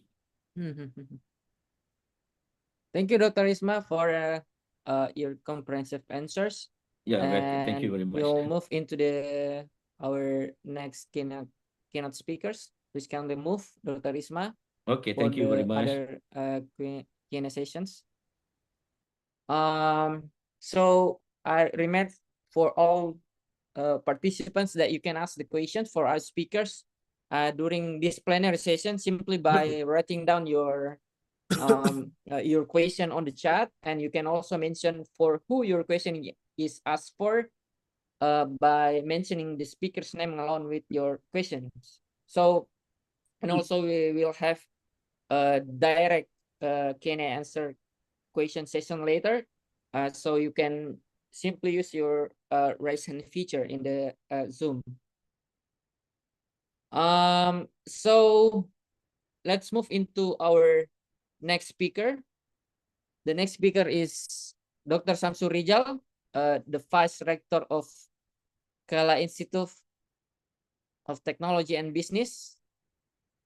Good morning, Pak Dr. Samsul Rijal. As a brief introduction, beside his role as academician here in Kalla Institute, Dr. Rijal has a strong experience as well in the industrial world, where he worked for quite some time at the manager level in Kalla Group, one of Indonesia's largest corporation and probably the biggest in Eastern Indonesia. So please welcome Dr. Rijal. Please, the time is yours.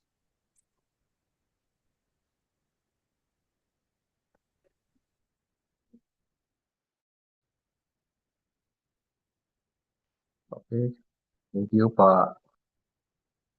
Thank you for my record. Assalamualaikum warahmatullahi wabarakatuh. Waalaikumsalam.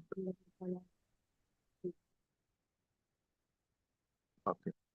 Okay.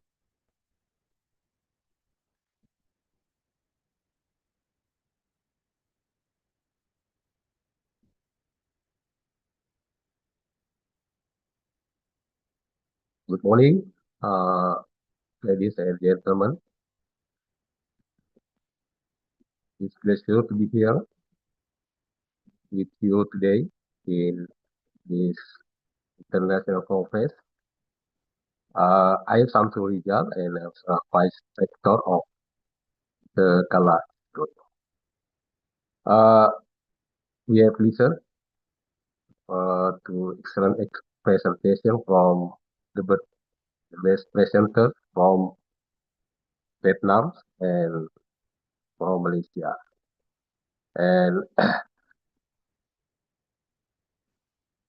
today I want to talk about the topic about innovation from the East of ASEAN. We discuss how we are bridging the legacy and future by operationalizing sustainability in Indonesia.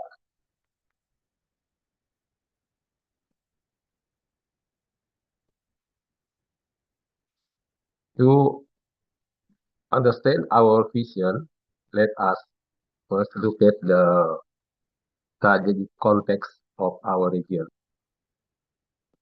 Vietnam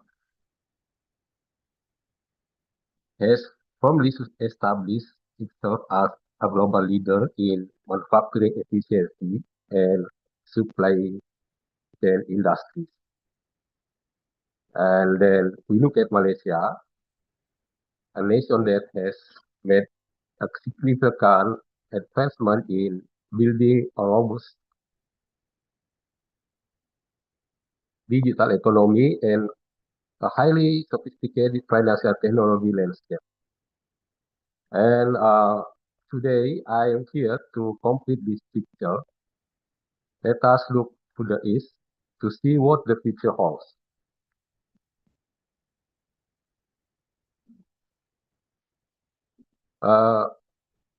Ladies and gentlemen,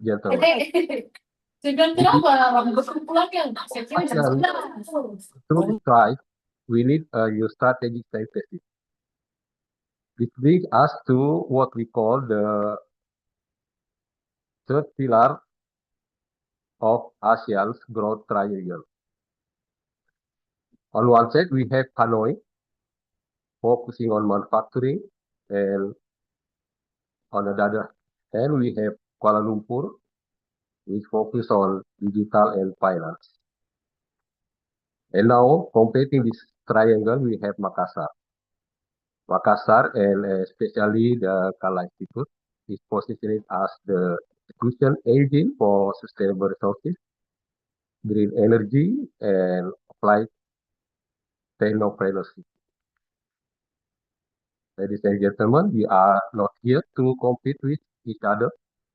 We are the essential third pillar, designed to serve fast and growing market in Eastern Indonesia. Our mission is clear: to become a nationally recognized learning center that produce world-class talent.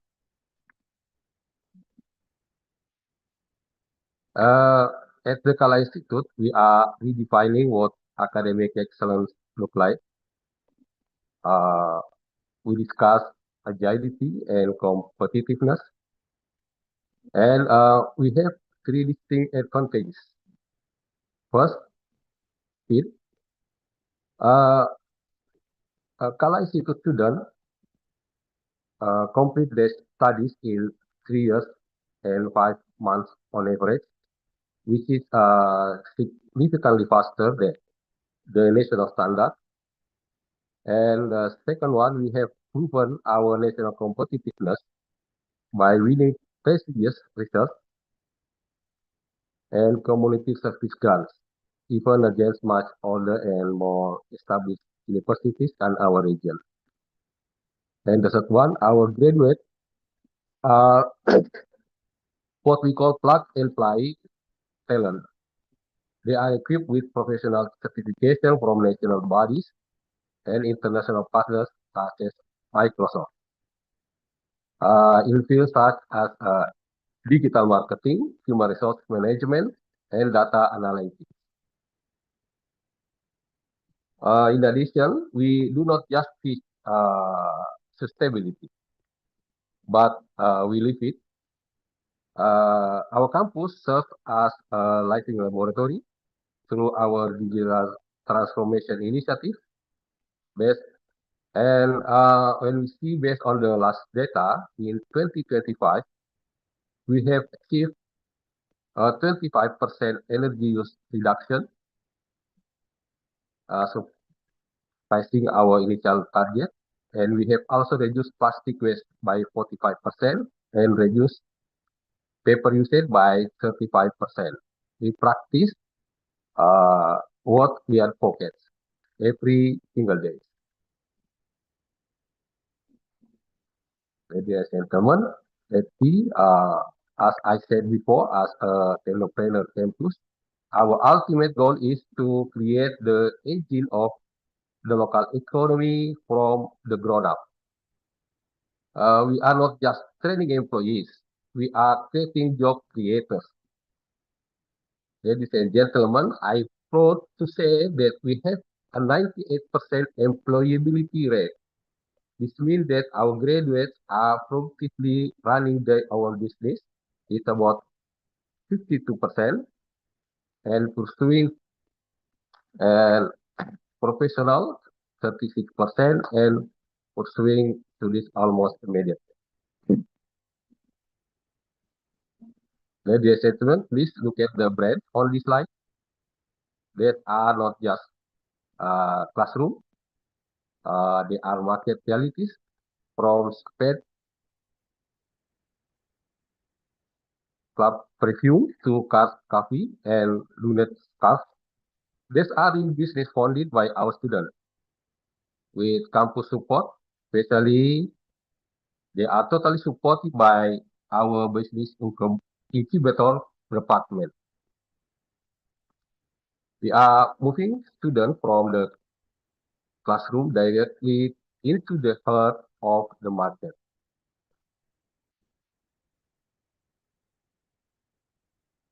Ladies and gentlemen, let's see our strategic roadmap global recognition. We have long-term vision for this journey. Our strategic roadmap is divided into 4 phases. Phase 1, from 2019 to 2024 is now complete. We have laid a foundation and established modern governance. And we are currently in phase 2, from 2025 to 2030. Our focus is on building accountable and reputable research governance system. And looking ahead, phase 3, we will focus on national acceleration and impact. And in phase 4, between 2035 and 2040, we aim for global penetration and international recognition. And to get there, we focus on 3 pillars for high impact collaboration themes. The first one, sustainable entrepreneurship and digital economy, and digital transformation and smart technology, and sustainable industry and regional development.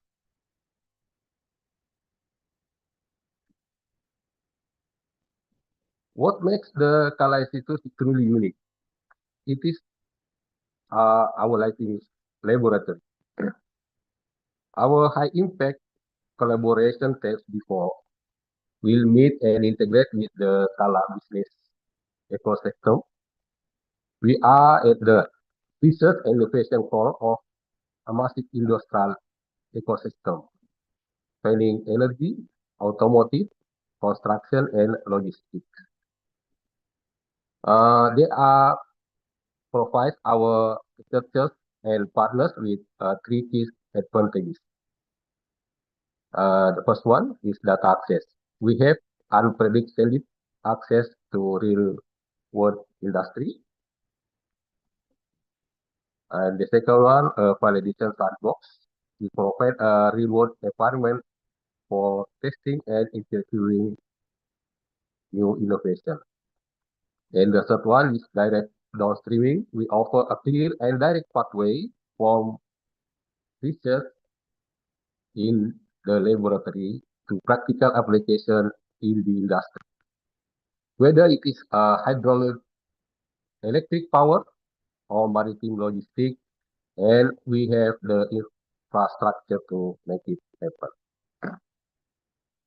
Ladies and gentlemen, I want to say that to all of you, the opportunity to the East is now open.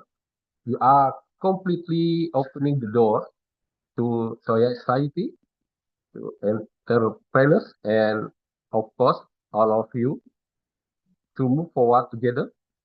And we believe that innovation requires an ecosystem, and the Kalla Institute offer a complete and proven ecosystem in the heart of Indonesia fast-growing region. Ladies and gentlemen, we invite you to join partner with us in this endeavor, whether through joint research, student and faculty exchange programs, or direct industry academia partnership. Let us build a resilient and innovative ASEAN together.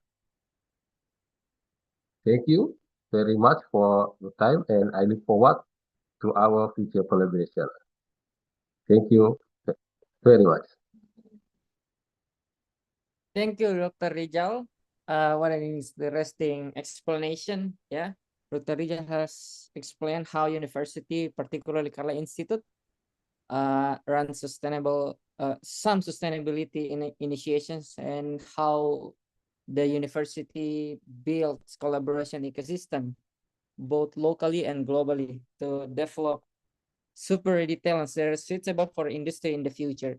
So we are going to directly move into our next speakers. For the next session, I'd like to invite our next speaker, Mr. Anup Mahajan. Hello, Mr. Anup.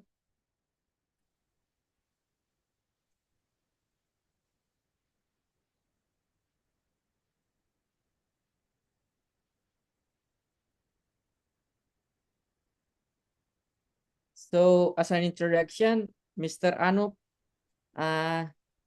is a United States diplomat and a regional public engagement specialist in the U.S. Embassy, Jakarta. He has an extensive experience in public diplomacy and foreign service. And also as a U.S. diplomat, he has actively facilitated programs that bridge cross-cultural understanding and enhance bilateral relations between the U.S. And its partner countries, including here in Indonesia and other countries in Southeast Asia. Hello, Mr. Anup, can you hear me?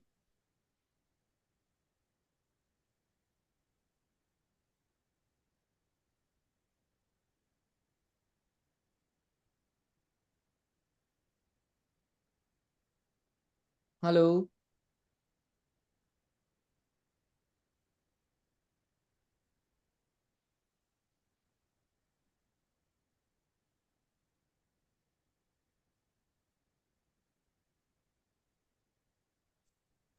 Mr. Anup, we're not able to hear your voice.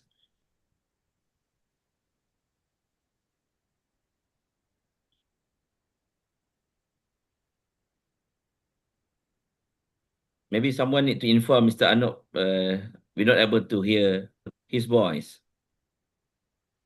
I can't hear too. Yeah.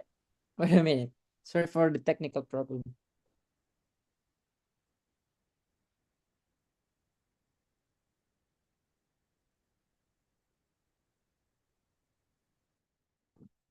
Can you hear me? No? Yeah, finally. Yes, Hear me yes. now. Okay, Yes. very clear, Mr. Anup. Crystal clear. Okay. Oh my gosh, sorry about that. Here I am. So Here I'm invited to speak to talk about advancing technology, and it didn't work in my office. so without further ado, I think please welcome Mr. Anup. The time is yours. Great. Thank you so much, Pak. And before I begin, I just want to say what an honor and pleasure it is for me to be here today.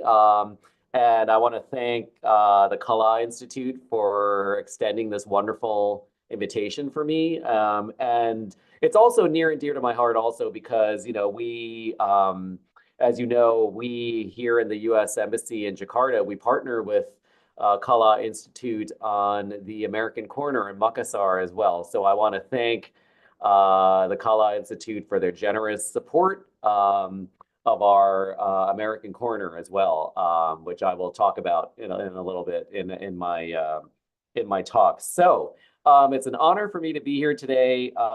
As the wonderful introduction mentioned, I am a U.S. diplomat, and I have been here in Indonesia now for about 8 months. It's been a very busy 8 months. I have been to Makassar, and I've been up to the American Corner there in Nipah Mall. So it's a pleasure, and I will be back soon. And I've met with Kalla Institute. So I am really excited to talk about this topic today about advancing technology, innovation, sustainable business, and digitalization. It's especially meaningful to be here with academics, graduate students, and practitioners because the work I'm going to talk about today sits at the intersection of ideas, policy, and implementation. I don't need to tell you, but, Indonesia is at a pivotal moment, right? It is one of the world's largest youth populations. It's a fast-growing digital economy and ambitious sustainability and climate goals. The question is not whether Indonesia will grow, but the question is how it grows. And from the perspective of the US mission in Indonesia, our goal is to support growth that is innovative, inclusive, and sustainable over the long term. We see digitalization and sustainability not as separate agendas, but as mutually reinforcing tools for building resilient economies. So let me start with how we think about our role. The US mission in Indonesia does not approach innovation or sustainability through isolated projects. Instead, we focus on enabling ecosystems. So what does that mean? By ecosystems, we mean the policies, the skills, the institutions, and partnerships that allow good ideas to scale. Strategically, this means prioritizing human capital and skills development. That's a huge one, and that's one area that I work in. 2, responsible and transparent business practices. And 3, cross-sector collaboration amongst government, academia, and industry. Another area that I work in. This approach reflects a basic insight familiar to many in this room, that technology adoption without institutional capacity rarely delivers lasting impact. For practitioners, this means creating environments where firms can innovate responsibly. For academics and students amongst you, it means supporting spaces where research, experimentation, and real-world problem-solving intersect. One of the mission's key priorities is promoting digitalization as a tool.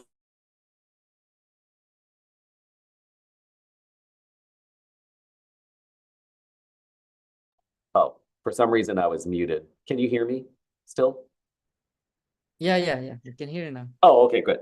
Okay, so let me repeat my previous statement. One of the mission's key priorities is promoting digitalization as a tool for sustainability, not just efficiency or growth. In practical terms, this includes encouraging the use of digital tools to improve energy efficiency, reduce waste and emissions in manufacturing, to increase transparency in supply chains, and to strengthen data-driven decision-making. For example, digital technologies are increasingly central to clean energy integration, whether through smart grids, energy analytics, or demand-side management. Similarly, in manufacturing and logistics, digital systems can help Indonesian firms meet global sustainability and ESG expectations, which directly affect market access and competitiveness. But digitalization only works when people have the skills to use it. That's why our mission, the US mission, places strong emphasis on digital skills development, especially for youth and small and medium-sized enterprises. For students in the audience, this highlights a critical trend that the future workforce needs hybrid capabilities. And by hybrid capabilities, we mean technical, environmental, and entrepreneurial. Another central pillar of the US mission's work is promoting responsible business conduct as the foundation of long-term growth. From our perspective, sustainability is not just about environmental outcomes. It also includes transparency and good governance, ethical supply chains, and predictable and fair regulatory environments. These elements matter because they attract long-term investment, reduce risk, and build public trust. These elements matter because in Indonesia, the mission works with partners to reinforce the idea that ESG principles are not external impositions, but competitive advantages in global markets. Firms that invest in sustainability, data transparency, and ethical practices are better positioned to integrate into high-value supply chains. For practitioners amongst you, this is about risk management and resilience. And for researchers, it raises important questions about how norms, standards, and incentives shape firm behavior.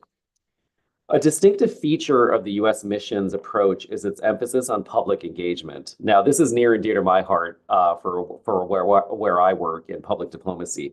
Public engagement is not outreach for its own sake. It is a way to translate policy goals into practical action and to ensure that innovation is inclusive and locally grounded. So what we really mean here is people-to-people ties and relations and relationships are critical. Through engagement platforms, the mission helps convene policymakers and regulators, universities and research institutions, entrepreneurs, startups and industry leaders, and students and early career professionals. One of our most highly visible and and influential platforms are the American spaces, which I mentioned. So American spaces, like the one that Kalla supports in Nipa Mall, are highly visible public diplomacy venues, more like information and community hubs that are run by the U.S. mission in partnership with local partners to provide a wide variety of information, resources, and skills building to young Indonesians. And so we have, like the one in Nipa Mall by Kalla Institute, we have 12 of them located strategically around all of Indonesia. I encourage all of you to visit the American Corner in Makassar. It is one of our newest American Corners, and it represents the future of where these platforms are going. And by the future, I mean it's located in a public venue. It has amazing support from our partners in the Kalla Institute, and it's providing space and skills building programs for hundreds of entrepreneurs and students to tap into skills that they need for workforce readiness, for employment competitiveness, and for workforce pipelines for them to enable to thrive in today's changing economy. When you think about it, you know, we at the U.S. mission, one of our biggest priorities is really providing the future generations of leaders wherever we are with the skills they need to really compete and thrive in the global economy. So I don't need to tell you that here in Southeast Asia, across all of Southeast Asia, you know, digital skills, digital economies, and creative industries are what drives the growth here. And it's the future of what's going to drive the growth when you think about where the global economy is going, right? So Indonesia and all of the countries here in maritime Southeast Asia are positioned well because the government of Indonesia is already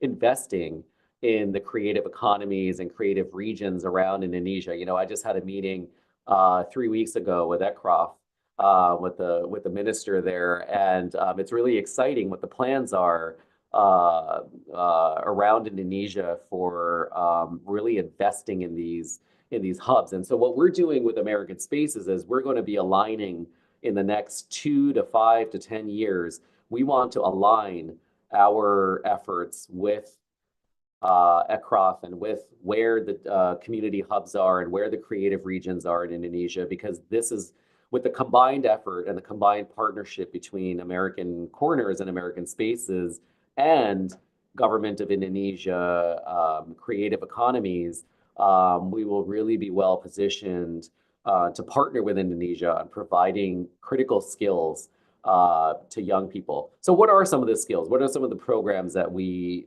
provide in public engagement? Well, we do partnerships with American companies like Apple, Microsoft, Google, to scale hackathons and coding workshops, coding academies, and mentorship with entrepreneurs in local regions to provide young people with coding skills and with skills needed to tap into digital industries. We also provide speaker programs and workshops on English and English for tech. That's really a new buzzword for what's the kind of English you need to really operate in technical and technological environments, right?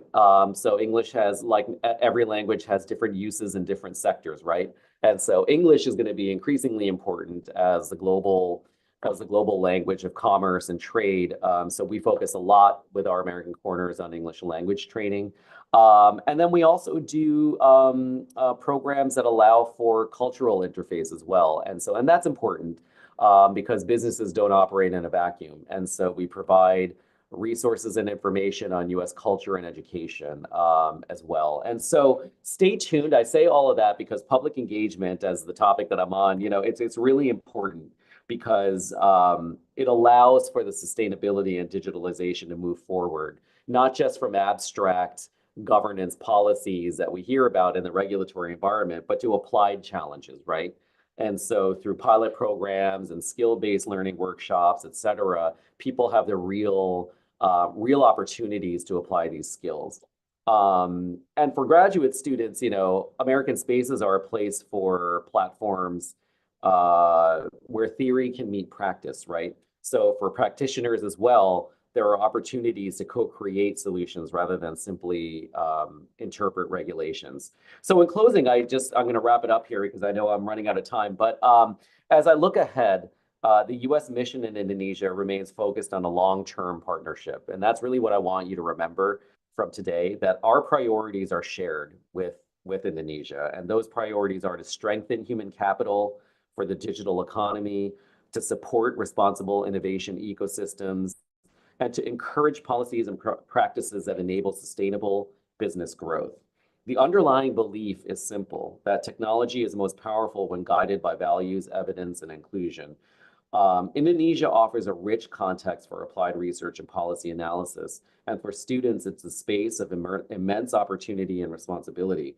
And for practitioners, it's a reminder that sustainability and digitalization are no longer optional. They are central to long-term success. And I'll add here that, you know, AI, as you all know, even better than me, AI is forever changing everything we do, from business to even diplomacy in my day-to-day work. It's really changing the game. And so I really want to stress to all of you, regardless of whether you're an academic, you're a student, or you're a practitioner, that the ethics and governance of AI, the ethics and governance of artificial intelligence is going to be the future. And really, it's something that we stress in the U.S. mission. You know, our priorities in this region are creating a rules-based order and through partnerships. And so the more that we can convene ASEAN countries together around shared norms, shared principles, shared ethics around ethical use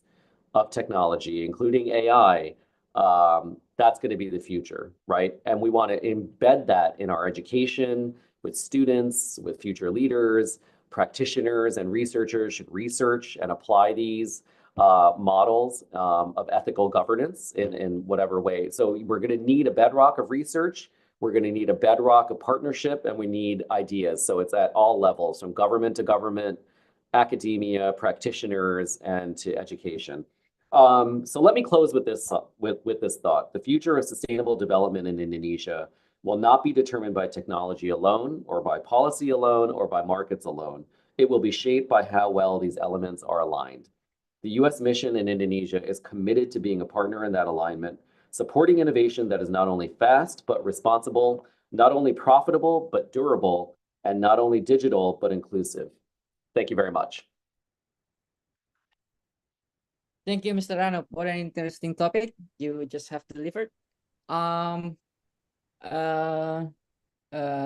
You just explained on how the U.S. Embassy plays a role in enabling technological innovation and also sustainable development through the extensive partnership, like you've mentioned, with Apple Academy and other programs for youth.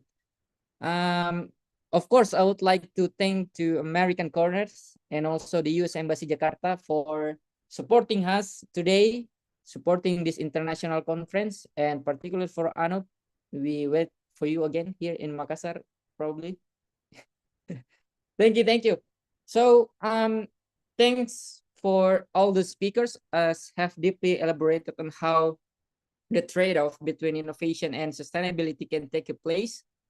And I do have some important notes here, including from Dr. Tu and Miss Yen, have explained the implementation of DEI culture in order to foster sustainability and bring valuable benefits for both the company and employees. And also the explanation from Dr. Isma on how the program, where the industry itself is operating the university, that the faculty, lecturer, and students can collaborate and being integrated part. And also Dr. Rijal has also explained how university, particularly Kalla Institute, runs some sustainability initiations and how it builds collaboration ecosystem both locally and globally to develop super talents that are suitable for the industry in the future. So we are now entering the question and answer session. I'd like to invite the participants who are eager to ask a question. There are two ways you can ask your question. The first one is simply by writing down your question in the chat. And also for those who want to ask directly to our speaker, you can simply raise your hand in the Zoom meeting. And I now have one question from the participants. Mr. Kin is having a question for Mr. Anup. So, Mr. Anup, you are talking about empowering youth for future, for students in Eastern Indonesia who have brilliant digital ideas but limited access to venture capital or mentorship compared to those in Jakarta or other big cities in Indonesia.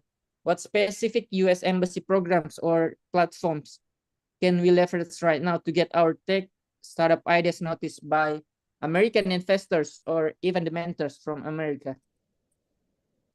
Yeah, that's a that's a really great question, and I really appreciate it. And it's an important one because you highlight the question brings up a very important topic that for all of you to think about in the conference as well. That we want to think about tech equity, what I like to call, right? And by equity, we mean technology should be available for everyone, regardless of geography, right? But we know that in today's world, it's challenging. And so I appreciate that. We have, well, I would be remiss if I didn't start the answer to my question with saying that we have an American corner.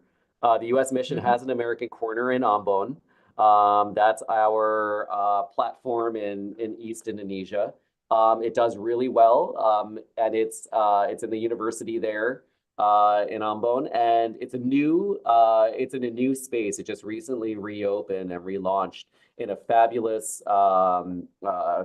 space, and it's one of our largest. And so what I would say to you is this: that for young future leaders, tech leaders that are out in places like Ambon, all is not lost. That there are platforms like American Spaces where they can go and get in touch with building their networks, right? So what I would say to them is, start building your network and look for mentors and hubs in your communities where people are invested in locally tapping into your ideas and amplifying your ideas. Now, where an American Space can come in, for example, to your question in Ambon, for example, a young person who's seeking to develop their skills, even before you can pitch to an investor in the US, I would recommend that. It's not easy, right? Pitching to investors, even in the US, and to venture capitalists is a very competitive thing.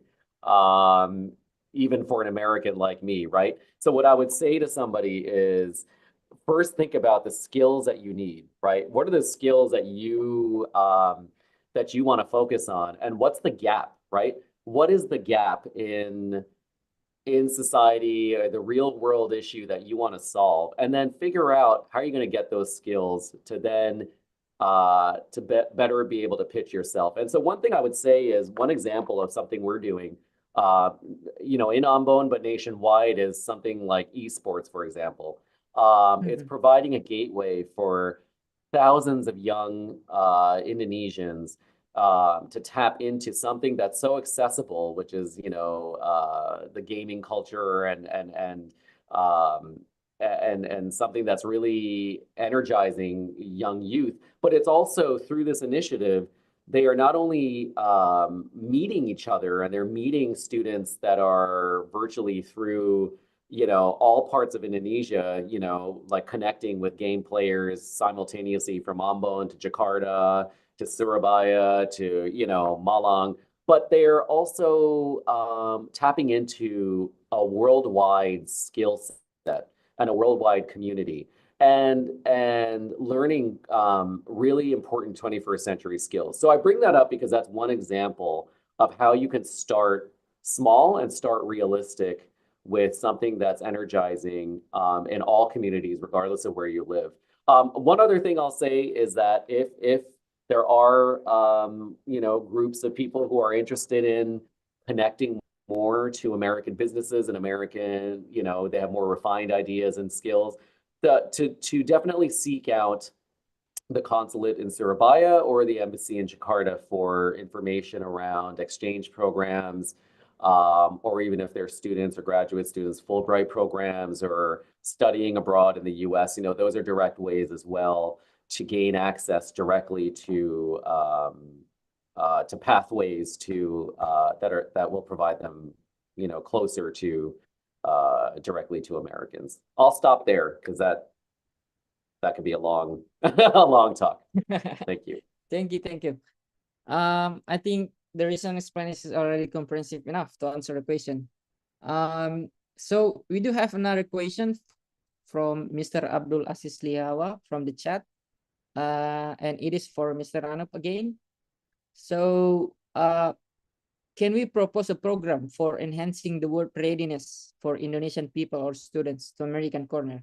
Or is there any kind of scheme that we can propose a program for the American corner or other American spaces in Indonesia?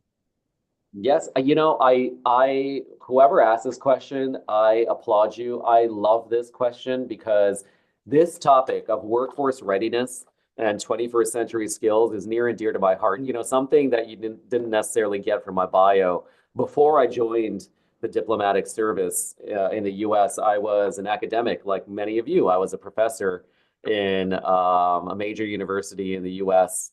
And I focused on, my area was international education, which is the American buzzword for what are the skills and readiness and programs that faculty and students need to internationalize, right? And so, you know, when I came to Indonesia, you know, I also cover, I should say this too, my portfolio is not just Indonesia. It's also Malaysia, Philippines, and Timor-Leste. So I have a very big geographic area that I cover for American spaces. And I'll say that ever since I arrived, I made it my own focus. I charged all American corners with workforce readiness should be at the top, should be one of the top programming topics because it's really important. So to get an answer to your question, yes. You know, we have done workforce readiness programs at Makassar, actually at the American Corner. When I arrived a few months ago, I did a podcast. I did a podcast there in person with Chatur, who Pak Hakim, of course, can talk more about that. But so look for that. I will definitely work with Pak Hakim to provide more programs on workforce readiness, and there's a big range, right? It can focus on whatever topics that are relevant to your community. So what I would say is, at least for Makassar, please let Pak Hakim know, you know, what topics would be relevant for your audiences, right? So if is it English, or is it problem-solving skills? Is it critical thinking? Is it intercultural awareness, right? These are all different competencies that fall into workforce readiness and that we could go deep in, and that I can go deep in along with the speaker in providing more context to the audience, right? Because it's not a topic that you can just lump together and do it from the 30,000 level, because I don't know that will be helpful. But I think, you know, if it's communications, if it's problem solving, critical thinking, intercultural awareness, or character building, yes. You know, these are all topics that can be a speaker program, could be a podcast, could be a workshop. I'm happy to lead them virtually or in person in Makassar. I should be coming there soon, I think in March. So I'm happy to do a program with all of you and your students and other stakeholders. So I will be in touch with Pak Hakim, after today, let's develop some more programs around that, and we can at least start at Makassar. And if you have other locations in mind in Indonesia, we can definitely scale them, and we are doing that. So that is definitely in the works. So yes. Thank you. So we have to connect with American spaces, I think. We're in American corner in Makassar or in another places, American spaces, like in American corner in Ambon and the others. I would say let's start with Makassar. Yeah, definitely. I do have one questions for Dr. Thu. Dr. Thu, are you still with us? Yes, I'm here. Yes. We do have one questions from the chat about your recommendations links leadership accountability to the AI goals. Can you share examples of how a company can measure the AI success quantitatively beyond just counting the number of female or diverse employees? Like what key performance indicators show that inclusion is actually driving business profit or innovation? Okay, please wait a minute. Yes. Yeah, for the recommendation regarding the leadership accountability, we would like to recommend that the company strategy should be integrate DEI goals, because the leader, if DEI goals are incorporated into the performance objectives, the leader will be responsible for championing diversity, equity, and inclusion in the organization and all employees in general. In the practice, the interviewees in our case also expect that a DEI strategic direction in alignment of the field, the industry, caring for older people should be included in the company strategy. So from the way to implement that can be because the leadership type and leadership styles, leadership types and behaviors indicate that leaders have a strong influence on various decisions and are an important source of social information. So this is why the leaders' culture can dominate the organizational culture. So from the first step is integrating DEI goals into strategy, the company strategy, and then transferring these goals into practice by the mechanism of leadership's example, as I said before, throughout the daily behaviors of leaders. The leaders can create the culture for DEI behaviors. So by the DEI culture, we can get more the leaders and the employees joy to promote DEI, including the equity and inclusion, so that leaders shows their leadership accountability. So, am I clear? Yes, it is clear. Thank you. That's my answer. Thank you, Dr. Thu. Thank you. I also have one question for Dr. Isma. Are you still with us? Yes. Sorry. Yeah. Yeah. Thank you. So the question is, transitioning from a classroom to a factory floor environment can be a culture shock for students. In the UTeM model, how do you handle the soft skill gap? Do you have specific modules to train students on industrial work ethics, safety discipline, before the students are allowed to touch like machineries or having an activity in the industry? Yeah, thank you very much for that particular questions. Okay, as I mentioned to you, even though teaching factory already established since 2020, however, during that time, we still don't have a lot of industry. We still don't have industry. We just set up, and we just have industry last year. So we have collaboration with one of the aerospace company to rent our area inside the university, and we have a module internship together with the industry. And this year we plan to have another industry. We will bring another industry. As I mentioned to you, we have YC Global, which is focused on solar.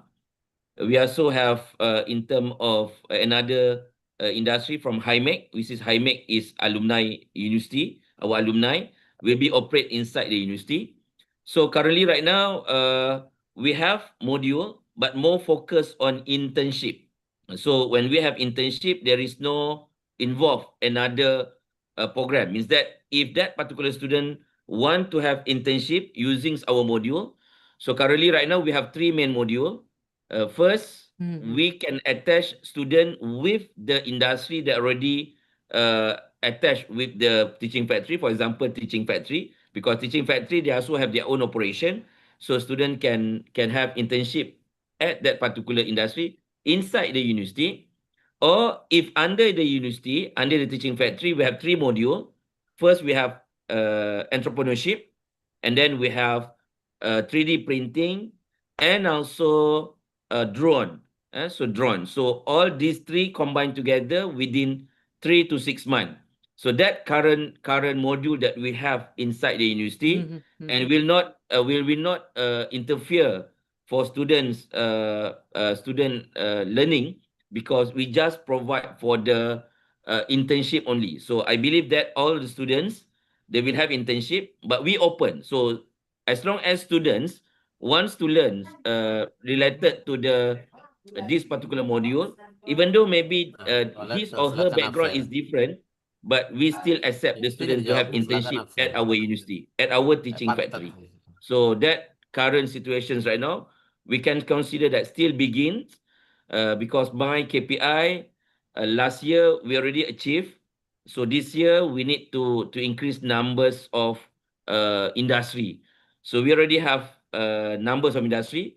So we want to have MOU, because in MOU, we request them to take our students to work with them or internship with them, or we can use collaboration. We can use facilities and collab together for that particular approach to have internship inside the university. So my KPI, we want to integrate industry not far from the university, not outside the university, but they must be inside the university. So we bring the industry come to rental our space or facilities at the teaching factory.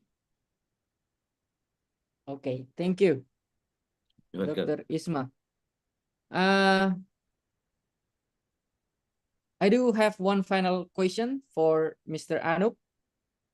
Hello, Mr. Anup.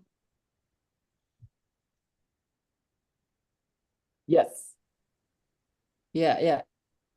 There's a question from the chat, and the question is that you've served in various missions. Often Silicon Valley's move fast and break teams culture classes with our local value of gotong royong, like working together in Indonesia or communal cooperation.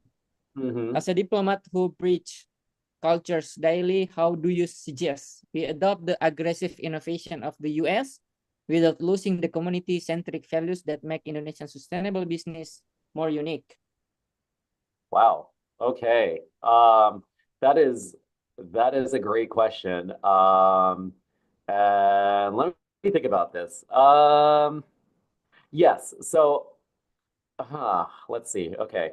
I'm going to start by saying, okay, it's going to be very, like, I need some time to think. Take your time. I mean, the tension you describe is very real, right? In many ways. And it's, you know, I praise the question because it's the right question to be asking. I'd frame the answer around this idea that I think Indonesia does not need to choose between speed and solidarity. I think the challenge and the opportunity for Indonesia is to design innovation that moves fast together, right? So what do I mean by that? So I think, like, I'm thinking about practical ways Indonesia can adopt strengths of US style innovation without losing that. This is the first time I've seen this phrase, gotong royong. Did I pronounce that right? Yeah, So right. start by, I would say, redefining moving fast. So redefine moving fast as learning fast, but not breaking trust, right? So in Silicon Valley, when I think about moving fast and breaking things, it grew out of software environments where failure is like cheap and reversible. But that logic doesn't really translate well to communities or other labor markets and that kind of thing. So I think to be more culturally aligned, at least with my experience in Indonesia, is move fast with experimentation, but move carefully in deployment, right? So, and I think these are the skills culturally where Indonesia has an advantage, right? Because this mirrors, you know, in theory, you're doing pilots and you're doing you're working on samples and piloting before scaling up. You're clearing feedback with users and communities.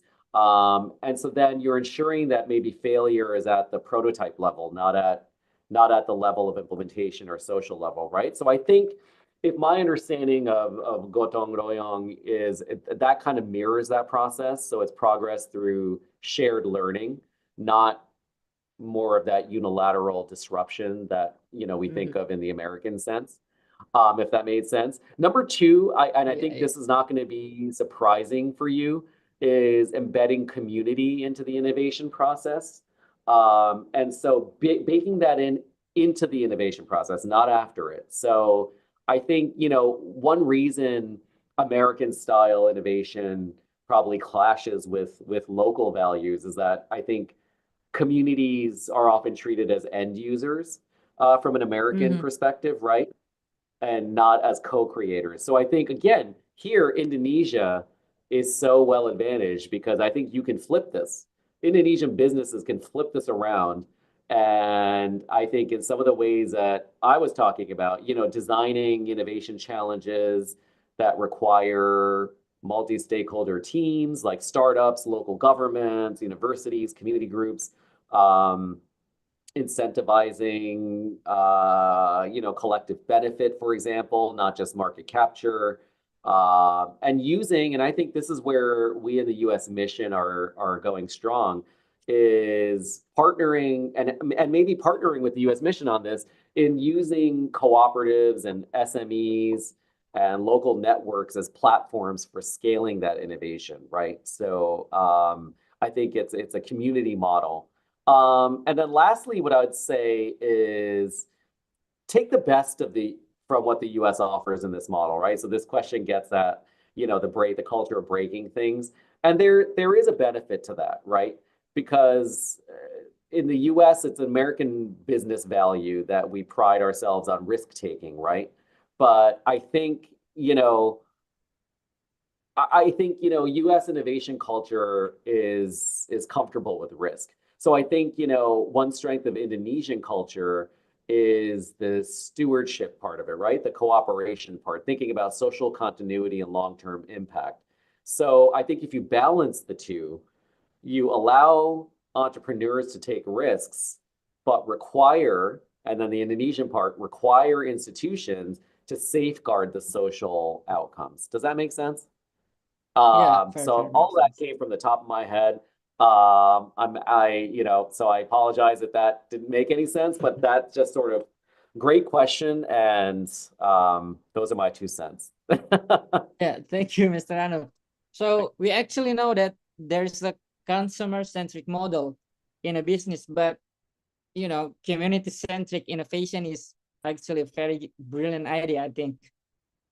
So put the community as an integral part of the innovation itself. It's a brilliant idea. Thank you. So of course there are various challenges that this modern business world is facing nowadays. So not only the industrial stakeholders have to think on how to deliver values in the most effective way through the technological innovations, but they also have to act in the most sustainable way. So the social aspect and also the environmental aspect can be taken care as well. Because the business cannot be in the most optimal state without balancing the planet, the people, and also the profit. And I think technology will continuously play a crucial part in this kind of context. I think this is the end of our plenary session today. Absolutely, I would like to express my gratitude to all of the today's speakers for their impressive presentations, to all participants who attended, listened, and actively participated in the discussion today. And also, last but not least, thanks to American Corner and the U.S. Embassy Jakarta for supporting this ICTISB 2025. And before we end this session, I think we might take a picture together. So please open your camera and give your best pose. Thank you.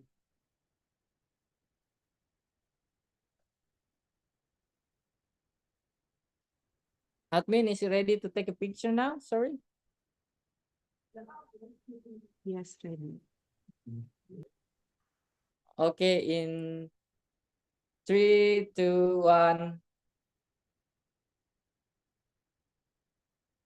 Probably one more time. In 3, 2, 1.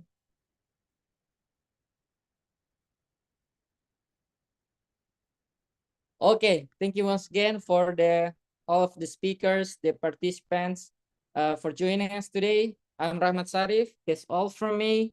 Thank you and see you in the next international conference on technology, innovation, and sustainable business.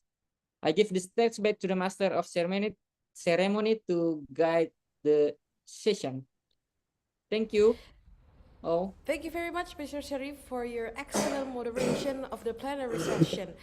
We would also like to extend our sincere appreciation to all keynote speakers and participants for their valuable contribution, insightful presentation, and engaging discussions. Ladies and gentlemen, as we conclude today's program, please allow me on behalf of the organizing committee to express our heartfelt gratitude to all speakers, moderators, reviewers, and participants for being part of the International Conference on Technology, Innovation, and Sustainable Business. Before we close, we would like to once again extend our sincere thanks to American Corner and the U.S. Embassy Jakarta for their support and partnership. We truly appreciate your commitment to advancing academic collaboration and meaningful dialogue on technology, innovation, and sustainable business. And with this conference session is officially concluded, and we wish you continued success, good health, and a pleasant day ahead. Pardon me. And thank you very much, everyone. We'll see you in the next conference. Thank you.